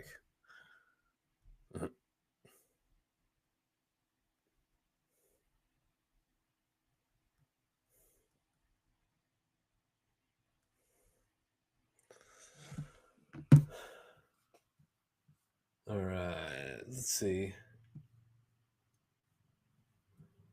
Let's check in on some baseball scores. The Stars did end up winning that preseason game in overtime, 3-2 over the Wild. Baseball chases playoff races going on right now. My Rangers are pretty much out of it at this point. So now I'm just cheering for, don't tell Paul this, but I'm cheering for the Astros to miss the playoffs right now. See, Seattle currently tied with Colorado 1-1 in the top of the 6th. Houston also tied with the Athletics 1-1 in the bottom of the 3rd. So both teams playing out on the West Coast, both playing pretty inferior opponents right now. the Rangers in the middle of a 7-game losing streak are currently trailing the Twins 4-1 in the top of the ninth. Paul, you're back. So I got your entire rant. So that's good. We did get everything in there. Good. I think the one question I had was this was the Saints' first road game of the season, right? It was. Okay. This is. I probably said you might have gotten this, but I'll just reiterate. Feels like this was the game everybody was waiting for from the Saints in terms of like the game that just gets away from them. And now it's like that's the Saints team we expected this year. That's what we were looking for. That's what we were looking for. So, and it's not going to get any better. They got to go to Buffalo this week. So yeah, it's like I said. This will quickly become a draft podcast pretty soon. So, right. All right, Marion Barber. How'd your boys do? Marion Barber III, rest in peace, presents Bears 31, Cowboys 14. This went. I would caution anybody who thinks that Caleb Williams is fixed now from. I would let me present Russell Wilson as a cautionary tale here. So the Cowboys actually like forced a 3-and-out on the Bears' first drive, and then they had their next drive. The Cowboys got the ball. They had a 7-yard run by Javonte Williams, and then a 22-yard run, and then Javonte Williams got stripped at the Bears' 28-yard line. So the Bears get the ball back. 5-play, 76-yard touchdown drive, which ends with a Rome Odunze bomb, 35-yard touchdown pass to Rome Odunze. The Cowboys get the ball back, 11 plays, get a field goal. Bears get the ball back, 1 play, 65 yards, touchdown, which was the flea flicker. And Ben Johnson was like, "Yeah, we saw that we had our analysts saw that on film, buddy. I could have told you that on film. Our coverage sucks. Anybody could have told you that. Did you watch the game last week? Sure, we all knew the Cowboys couldn't cover in space. Good job there. So it's real detective work there. Yeah, really good sleuthing there. Right. So the Cowboys actually got this game to 14-14 at one point. We should also point out that they lost CeeDee Lamb before he had even caught a pass. So he ended up with absolutely nothing. So they had to go to George Pickens was basically the number one receiver for most of the game. But yeah, it was just a situation. The Bears had like a 19-play drive for a touchdown. The defense couldn't stop anybody. Matt Eberflus, our cornerback room is set up so that they've got guys who are really sticky in man coverage. And so obviously the way that you would want to, put those guys and make them the most effective would be to have them play a bunch of zone coverage, right? Right. You know who might be able to help you with that is Jordan Lewis. Yeah. Well, the thing is he's playing pretty well for Jacksonville from what I hear. Yeah, but also it's not necessarily like obviously they're down guys, but it's not necessarily the personnel. It's like the scheme that they're being used. It's no one's communicating anything to anybody. You've got Trayvon Diggs and Jerron Bland's been out, but the guys that you have are better at man coverage, and you're asking them to just sit into soft zones over here, and that's your plan. That's Jordan Lewis, if Jordan Lewis was being told to sit in a soft zone, maybe he would do slightly better, but you're still going to have Donovan Wilson trying to cover guys, running past him in the deep third of the field. So the usage doesn't make any sense is the problem. Plus they're not getting any pass rush. This was the first game that Caleb Williams has not taken a sack. So that's always a good sign. We need 35-year-old Jadeveon Clowney to come off the bench and actually provide some pass rush. That's where we are with that situation right now. Was he active? No, he was inactive for this game, but they expected to play against Green Bay. And then it looks like my analogy here is like it looks like somebody just how you see those pictures of zones in like Madden and it's just like big circles where the guy is supposed to where like the guys Yeah. are supposed to Yeah. cover. It looks like somebody showed the players this is where you're supposed to go, and they just basically are like, okay, so I just go stand in this spot, and then that's basically it. So that's the situation. Like the offense is fine. The running game is good. I mean, obviously they're going to have some more challenges to overcome now because Tyler Booker is also out with a high ankle sprain. But like the running game's been good. The offense has been fine, but like the defense is so bad that it's like you're putting your offense behind the sticks all the time. You're putting them in pass first situations all the time. Like it's going to be hard for anybody to succeed there. It's not like we have like a otherworldly defense that can just like set our quarterback up in situations where he doesn't have to he can throw for less than 100 yards and still win a game, Yeah. I'm sorry, buddy. It's brutal. Just can we bring Mike Zimmer back? That's what I want. Mike Zimmer never should have left. He did text me say, "You think Mike Zimmer?" I was like, Mike Zimmer's not thinking of all the things he's thinking about. The Dallas Cowboys are not high on that list. I can tell you right now. That's a shame. That's a shame. Moving on here, Don Bro presents Chargers 23, Broncos 20. Before we get into this, our man Donnie did send us some emails. So before the game, he sent us this one. Subject line, Chargers injury woes. Says, here we go again with the Chargers. It seems like every season for at least the last 20 years, the Chargers seem like a contender. Then by week 9, their whole team is injured. Already we are at week 3, and they lost Slater in preseason, and Mack went down with a brutal elbow injury. What is this team going to look like by playoff time? To be fair, I should point out the 49ers are the other chronically injured team. He's not wrong. Yeah. So apparently being on the West Coast is not good for your injury situation. This is the email he sent us yesterday after the game. Subject line, another dumb loss. I was unable to watch all of the game due to my kids' basketball games. We were listening to the game on the way to the gym. The game was lost at the beginning of the fourth quarter. Broncos pick up a 4th down conversion, get the ball down to the 2-yard line, 1st and goal. Broncos had found some success running the ball in the second half. So if it's me, we are running the ball 3 times to punch it in. Broncos were up 17-13, and a touchdown here really puts the pressure on the Chargers. Chargers. Okay, so first shotgun, QB draw, gains a yard. 2nd and goal from the 1. Broncos pass the ball, get called for offensive pass interference. Now it's 2nd and goal from the 12. They run 2 crappy pass plays and kick the field goal. I knew at that moment they were going to lose. Just a dumb team. Last week I said I was not worried about Bo yet, but he missed 2 touchdowns, one a flea flicker to a wide-open Mims that he overthrew, and then he overthrew Mims again later on. He has a bad habit of not setting his feet, puts too much air into these balls.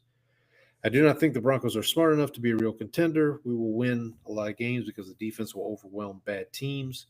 We had more rushing yards. We won the turnover battle, and we sacked Herbert 5 times and still lost. Unreal. So Donnie's going through it too, buddy.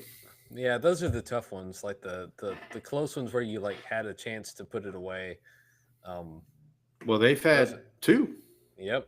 No, like that. Oh yeah, So, the Colts game as well. So that's back to back. Yeah. Like just really back-to-back games. I mean, Donnie, So, our heart goes out to you. We're all suffering together. now let me ask this on the Chargers side. So we talked about Mayfield as a possible MVP candidate. Herbert's got to be in that conversation, right? Yeah, definitely. Has to be in the conversation. I mean, the throw he makes to, I think it's Allen, that touchdown The one around Nick Benito where he like basically like bends the ball around him. Yeah, I watched the replay and I still don't understand how the ball got there. It's sick. Yeah, it's sick. That's perverse. It's perverse. George or Frank. All right. Last game of the afternoon here.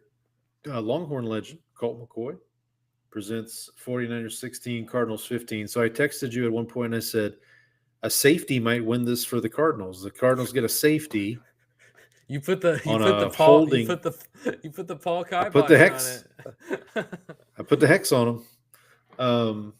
Yeah, so they get a holding call in the end zone for a safety, the Cardinals, that is. They go up 15-13, and then return to the Mac. Mac Jones leads them down. They kick a field goal. Eddie Pinero. Is that Yep. Eddie Pinero? Eddie Panera bread. Panero bread, yep. Comes with soup and salad. He kicks a field goal. Another bad beat for I had 49ers. We both had -1.5, so I guess it wouldn't have mattered. But yeah, both of these teams, 49ers, another team, as Donnie mentioned in his email, like just injuries, just a big problem for them. It's been this has been like, it started to become like it's not just a like 1 year bad luck, which they had like 1 year where a few years ago where they had 1 year of bad luck and then everybody got healthy the next year and they were fine. Now it's starting to become like, okay, last year they were really injured. This year they're really injured again. It's just like, is this starting to be a trend based on the makeup of their roster? I read a stat that was so wild. I had to confirm it, and I did verify this. I can't remember the year, but I want to say it's like 2004. Since 2004, the 49ers have either missed the playoffs or made the conference championship game. No, that's wild. So, like, yeah, and I went through the whole, all this, like, yep, missed playoffs, made at least the conference championship game. So, like, obviously there's some years they made the Super Bowl. You know, That's kind of like Eli Manning's career, basically, right? Right. Yeah. So he won 2 Super Bowls and he went to the playoffs 0 times other than that. It's crazy. It's crazy. Sunday night, speaking of Eli Manning, Sammy Knight presents this one, Chiefs 22, Giants 9. This was the Chiefs get-right game, I guess, for them. Kind of. I mean, they won the game, but I don't know if they got right. They won the game. Mean, Travis Kelce. Now, I'm sorry, Taylor Swift's fiance was seen yelling on the sidelines at Andy Reid. Yeah. So Andy was letting him have it. Yeah, I almost texted you at halftime because it was 9-6 Chiefs, I think, at halftime. And I almost texted you like, Chiefs are in trouble. We might need to have that. No, their offense is disgusting right now. And like, I've seen like Mahomes miss throws this year, which it's always felt like Mahomes is doing like everything he can to keep the team afloat. And right now it feels like Mahomes like is also off, and that's like contributing based on the fact that, like, you know, Taylor Swift's fiance is not who he used to be. I'm just gonna just keep calling him that. Are they expected to get Worthy back soon? I haven't seen a timetable on it. He didn't go on IR, so that means like, right. I guess they didn't expect it to be more than 4 weeks. Right. And then you can't retroactively put someone on IR. No, if you put them on, it's 4 weeks from that point. It's not like baseball's injured list where you're like retroactive to 10 days ago. Yeah. And then the news from the Giants side, it's time to throw some darts. Looks like the museum of modern dart, as I said, or if he's bad, Jackson Fart. If he stinks, the Giants will be smelling their own darts. Yeah. I don't know. I mean, I know it's not the best time because they do have the Chargers coming in this week, but it feels like Dayball's trying to save his job. I mean, he's got to show something. You want to take the Monday night game? No, they don't have the Chargers coming in this week. Yeah, they do. Who do you? They got the Ravens coming in this week. The Giants? Oh, I thought you were talking. No, I thought you were talking about the. I thought you were talking about the Chiefs for some reason. No, buddy. Oh, No. yeah, The okay. Giants have the Chargers coming in this week. Yeah, that'll work out well for him. Yeah. Okay, yeah. Well, we'll just talk got- about the Chiefs. We just got Our rods and cones are all screwed up. It's screwed up. All right, Haloti Nada. Speaking of the Ravens, though. The Lions 38, Ravens 30. I had Detroit plus 5.5. You had the Ravens minus 5.5. So this was I at least got to close it out with a win. So we both finished. Well, 5-11, not very good. Although there were some Not very good. Some people who were worse than us. Old Steve Spurrier. Yep.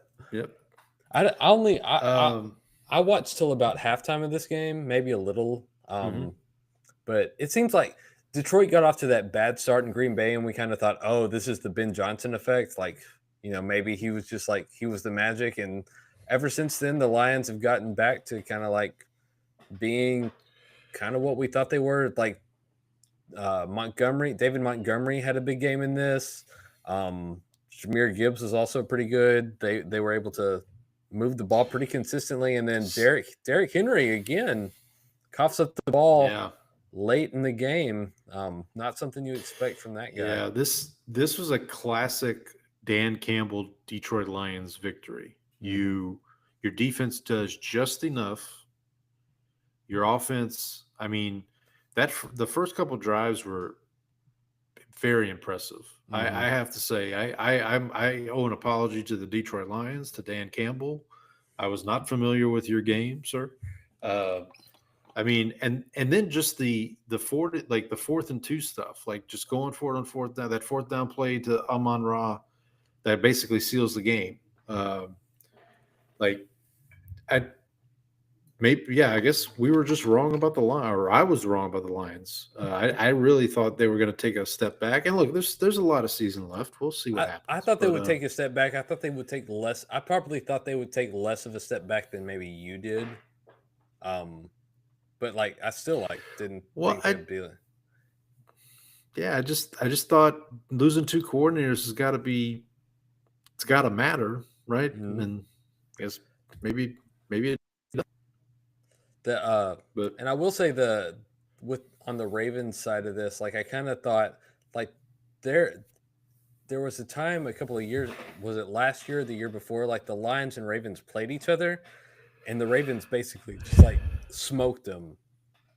And so like I thought that like that could happen again, but I think Detroit I think we need to give Dan Campbell more credit for being able to judge talent for when he's hiring his coordinators, because he seems to have an eye for what he wants, and like what basically he understands what he's looking for in terms of managers of the offense and defense, and how he wants the team to kind of like be from a like top down perspective, or just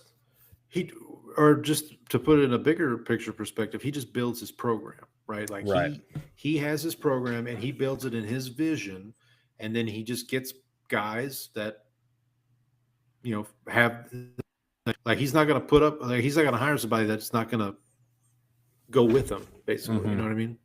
Yeah. But yeah, the very impressive victory for them. For the Ravens, yeah, I mean, listen, they did this last year, right? They started 0-2. We talked about this last week. They started 0-2. Then they had to kind of work their way up. I mean, the one thing about the AFC North, it's not as daunting as we thought it would be, because now with Burrow being hurt, the Steelers don't look like world beaters. I mean, the Browns are the Browns. Like, I think they'll be fine. But these losses are going to start catching up with Harbaugh, I think, at some point. Like these like primetime close losses, like games that, I mean, this game was at home. It's not like they were in Detroit. I mean, this is a home game on Monday night. I don't know. I feel like something's there. Something's missing. Something's missing. I don't know. All right. Anything else on week 3 before we move ahead to week 4? No, I think we're ready to move on to week 4. All right. Week 4 is going to kick off Thursday night, an NFC West battle. That's going to be presented by Colts legend Dwight Freeney, of all people. It's going to be Seahawks at Cardinals. Cardinals are going to be the home favorite here. They're going to lay 1.5. Out of respect to my good friend Trang, I'm going to go ahead and take the Cardinals. I'm going to lay the 1.5. I will also take the Cardinals in our confidence picks, but I'm only going to put it at a 1. I am taking the Seahawks plus the 1.5, and I'm taking Seahawks at 8. All right, so this is a big swing game for us here.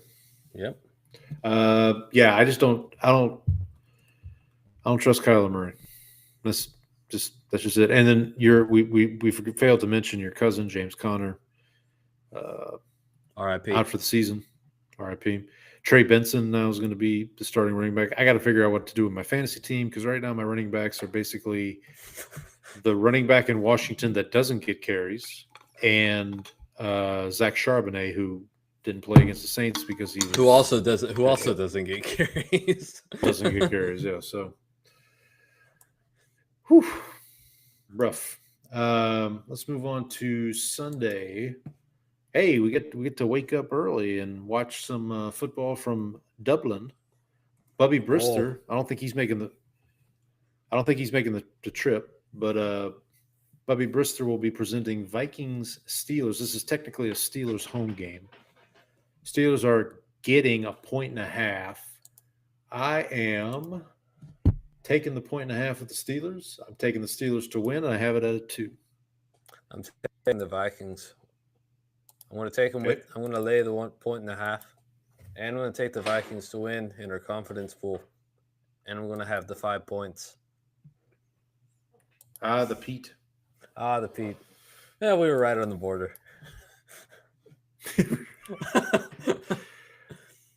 So we're head to head on the first 2 games here, aren't we? Head to head on the first 2. Yeah, there we go. I have a feeling we will not be head to head on this. Nope. All due respect to the great Jabari Greer, Super Bowl champion Jabari Greer. He presents Saints at Bills. Bills are laying 15.5. Stone cold lock of the century. This could be 20.5, and I'd still lay the points. Josh Allen's gonna. I mean, this is gonna be a disaster. I mean, I've taken the Bills. I'm laying the points. And I've got Bills at 16 in the confidence pool. Bills 16. There you go. Book it. Did we both have Seahawks at 16 last week? No, I've had the Saints. I had the Saints at 1 because of my respect for Trang. Oh, yeah. How far did that get me? No, it didn't get you anywhere. Shout out to our good friend Trang. Shout out to Ryan from Saints Block Party podcast. He tweeted today. He said, "For what it's worth, the Bills' defense is probably the worst defense the Saints have played this season, but it's not going to matter. I mean, it's just take the over, folks." Yeah, there you go. Well, it depends on the weather. Depends on what the weather's going to be like in Buffalo. Hey, we got a new one here for this next game. Hang on, I got to pull up the name real quick. Just give Dick me Apsher? Camp for a while here. Okay, are you talking about camp?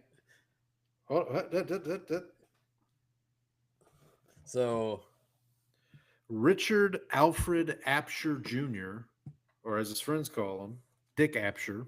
That's a new one. Where'd you that's pull what I'm this one saying. out of? It's in the air, buddy. It's in the air. He presents Commanders Falcons, and actually, he also played for the Saints for 3 years. Middle linebacker. But he's presenting Commanders Falcons here. Falcons are home underdogs. They are getting 2.5. I don't think Terry McLaurin is playing, and Jaden Daniels may not play either. But I'm still laying the 2.5 with the Commanders. And I'm taking the Commanders at a 3 for the confidence. I'm torn here. Okay. I mean, now Now listen, the Penix thing. Well, no, this is not their first road game. They had a road game against Minnesota. Or this is not. This is not. Sorry, this is not their first home game. They had a home game against Tampa week 1. Okay, I'm gonna take Atlanta. I'm gonna take the Falcons plus the 2.5, Okay. and I am going. But in the confidence picks, I'm going to take Commanders for 3. Okay. All right. So Commanders 3 there for the confidence. So we're head to head in 3 out of the 4 so far. Where did I have? I don't know if we'll. Sorry, where did I have Seahawks Cardinals again for the confidence? Give me a second. You had Seahawks at a 8. Okay. All right, moving on here. Gary Danielson. Yes, boys and girls, that Gary Danielson that does SEC on CBS every Saturday presents Browns at Lions. Lions are laying 8.5. I don't know if we'll be on opposite ends here. I'm taking the Lions. I'm laying the points, and I've got Lions at 14 in the confidence. So I'm taking the Browns plus the points. Okay, so we are head to head.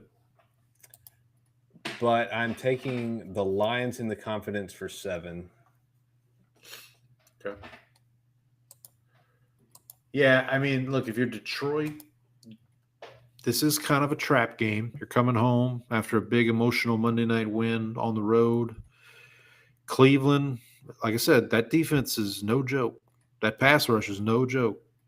So be careful, Detroit.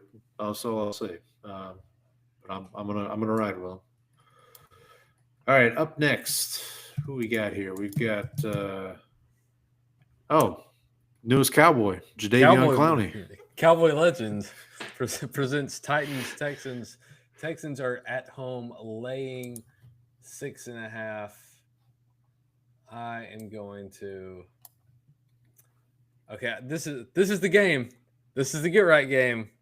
CJ Gardner Johnson's not there to blow coverage. Texans minus 6.5 here. And what about the confidence pick? And for the confidence pick, I have Texans at a 13.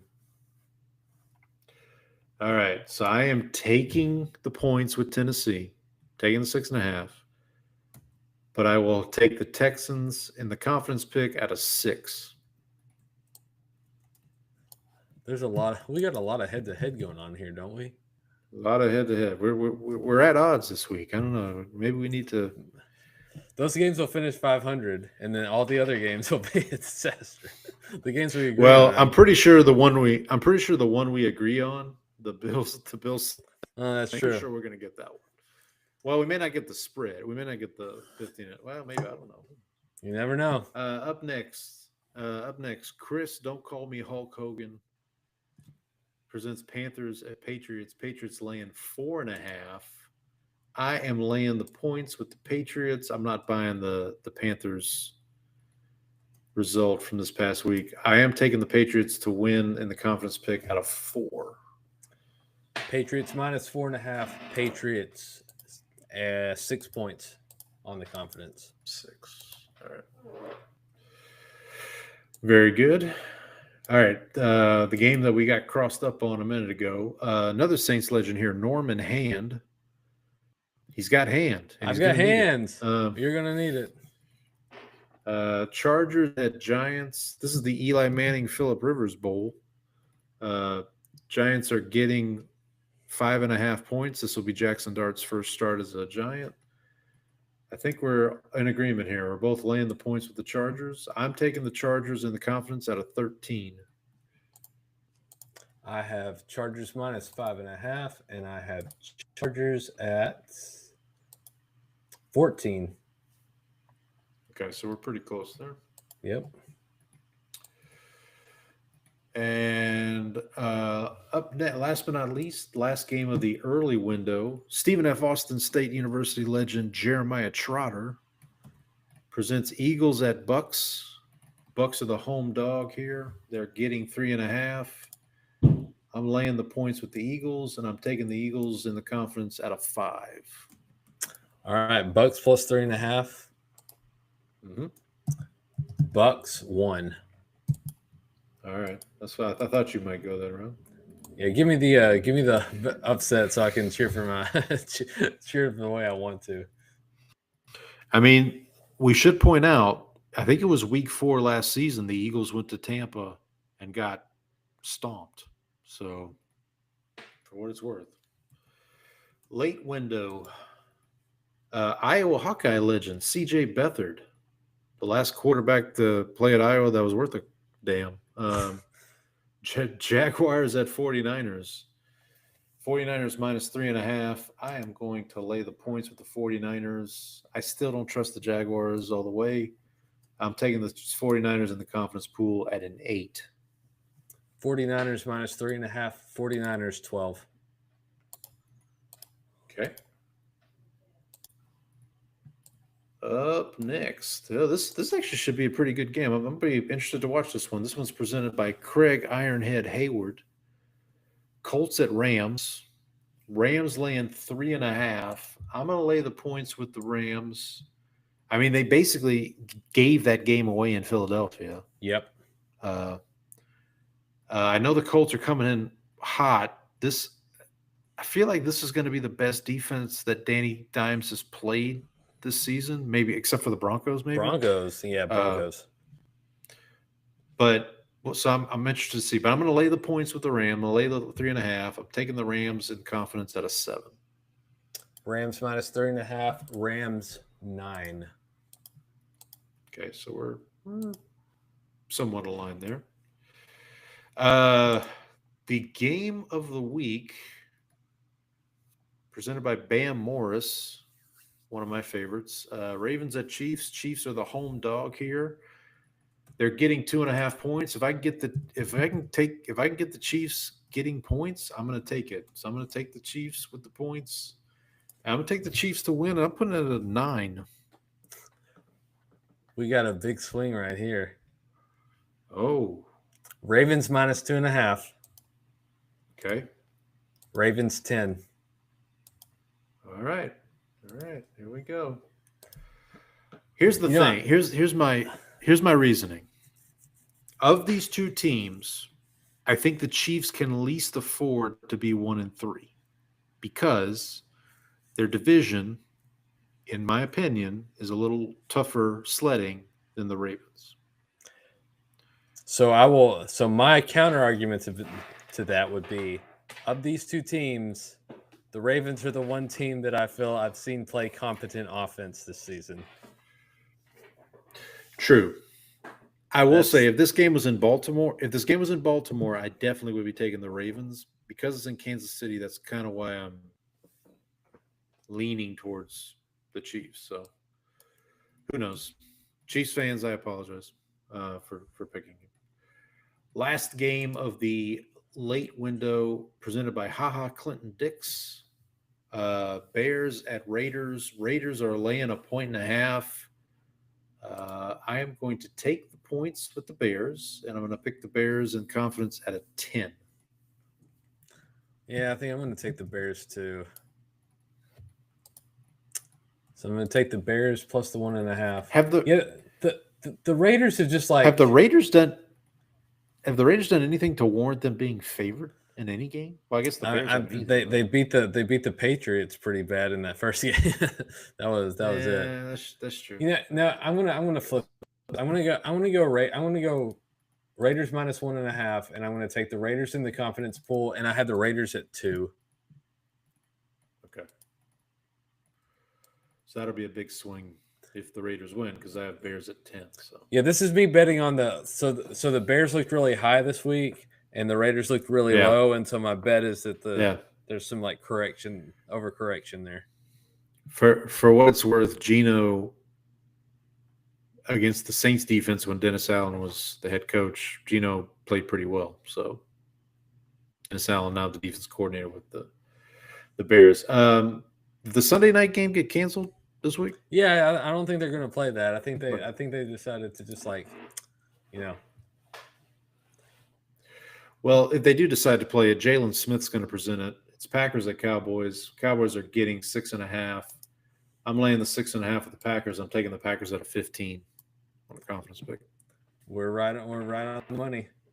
Packers 15. There you go.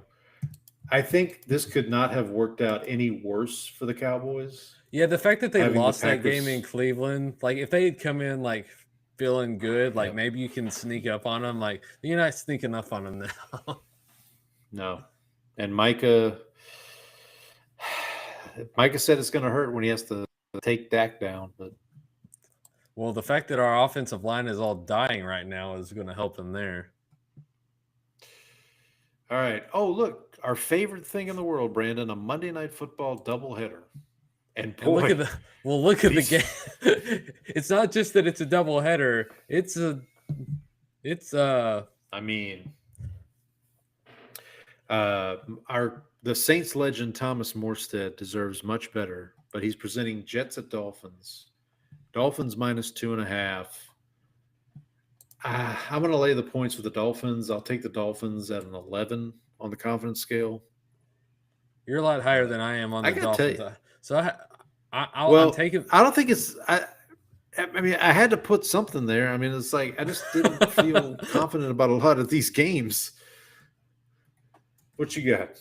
Okay, I'll take Dolphins minus 2.5, and I have Dolphins Uh-huh. in the confidence pool, and I have Dolphins at 4. 4. Yeah, that's what I figured. I was going through and I'm like, I got to put something. I got to do something. And then last but not least, our friend Donnie here, born legend Quan Cosby presents Bengals at Broncos. Broncos Quan, minus don't- 7.5. Quan, don't call me Bill Cosby. Thank you very much. That's a good point to make. So Broncos laying 7.5. Against my better judgment, I'm going to take the Bengals with the points, but I'm going to take the Broncos to win confidence pool at a 12. Okay, so I'm taking the Broncos 7.5 minus the 7.5, Okay. and I'm taking the Broncos to win in the confidence pool at 11. All right. So we're pretty close there. So apologies to Broncos at Donnie if we 11. jinx him. Yep. Apologies to Donnie if we jinx. I'm sure we'll get another email. How could you do this to me? Send it in, Donnie. All right. So there's our picks for week 4. Man, week 4 already. Oh, by the way. Well, I'll save that. I'll save that for a minute after we do our next segment here. Anything else on week? Well, let's get to our Georgia's getting up. This is not good. Worlds are colliding. George is getting upset. Okay, so my upset picks. I am 2-1 on the year. Upset picks. I think I considered. I mean, I could just take the Chiefs to beat the Ravens because that's technically an upset. Huh? But I think I'm gonna go. I didn't really take a lot of points this week. I laid a lot. Yeah, more I points than played I a lot of took. points too. I guess I Don't- kind of have to go. Take him, Paul.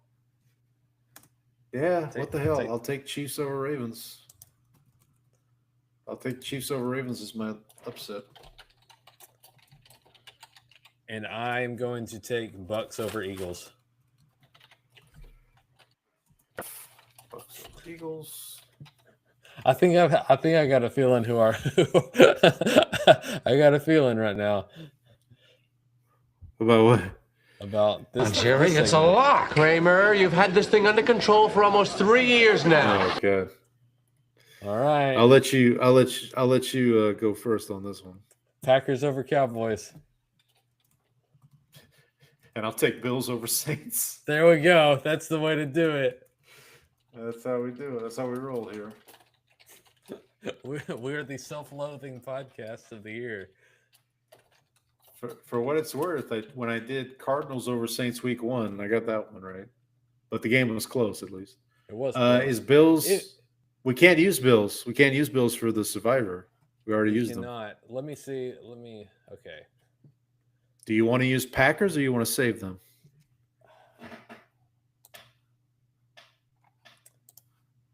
Let me look. So the highest picked teams this week, the Chargers are at 20% of picks. Texans are at 9%. The Chargers one scares me a little bit just because they're going. It's an East Coast game. There's an unknown quantity to it too, like with Dart. Right. Like Dart could be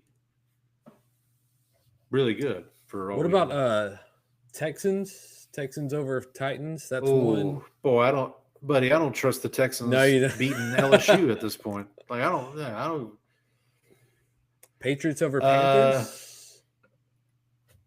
That's an interesting one. I mean, the Packers right now are only 3.71%. So there is that. So that's like one that we could. The Packers. The Cowboys. The Packers.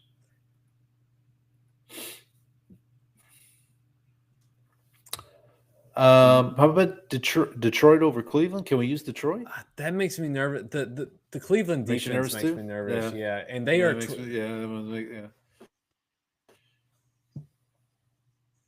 What happened? Oh, sorry about that. What happened?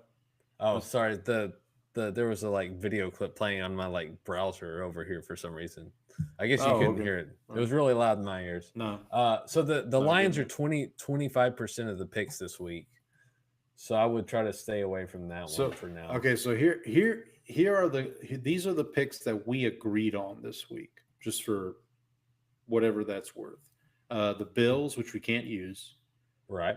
The Patriots, the Chargers, the 49ers, the Rams, the Packers, the Dolphins. That's the ones that we agreed on. So if we have to use one of those, I mean, I don't trust the Dolphins. Nope. We could do the Packers, but then we lose that one moving forward. Mm-hmm. Rams over Colts, that one feels That still iffy. feels a little dicey too. 49ers over Jags feels dicey. Chargers over Giants, we just talked about that one. Patriots,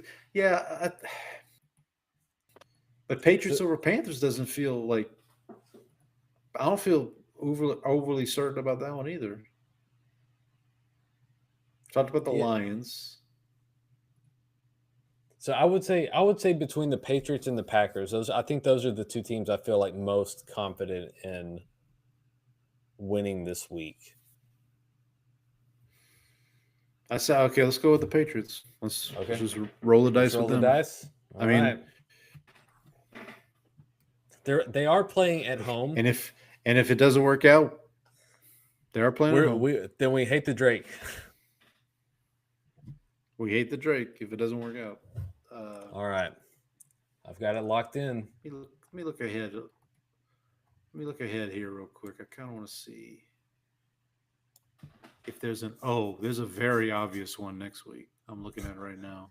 I won't spoil it, but I'm looking at least one that's like staring me right in the face. Maybe two. Boy, that Saints-Giants game is going to be fun, isn't it? Yeah. Might be Dart. I don't think it'll be shook by that point, unless Rattler just really poops the bed this week against Buffalo. I think it'll be Rattler versus Dart, that one. That's the game that needs to get flexed to Tubi. Lions over Bengals?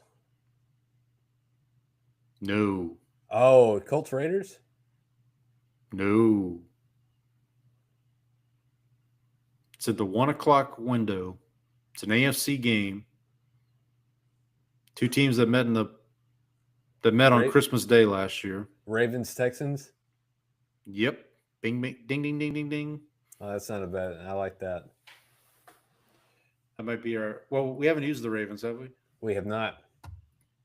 Yeah. So far we've used Broncos, Bills, Chiefs, and now Patriots. All AFC teams. We haven't used an NFC team yet. Yeah. Man, that Chiefs that Chiefs one looked a little dicier than it should have.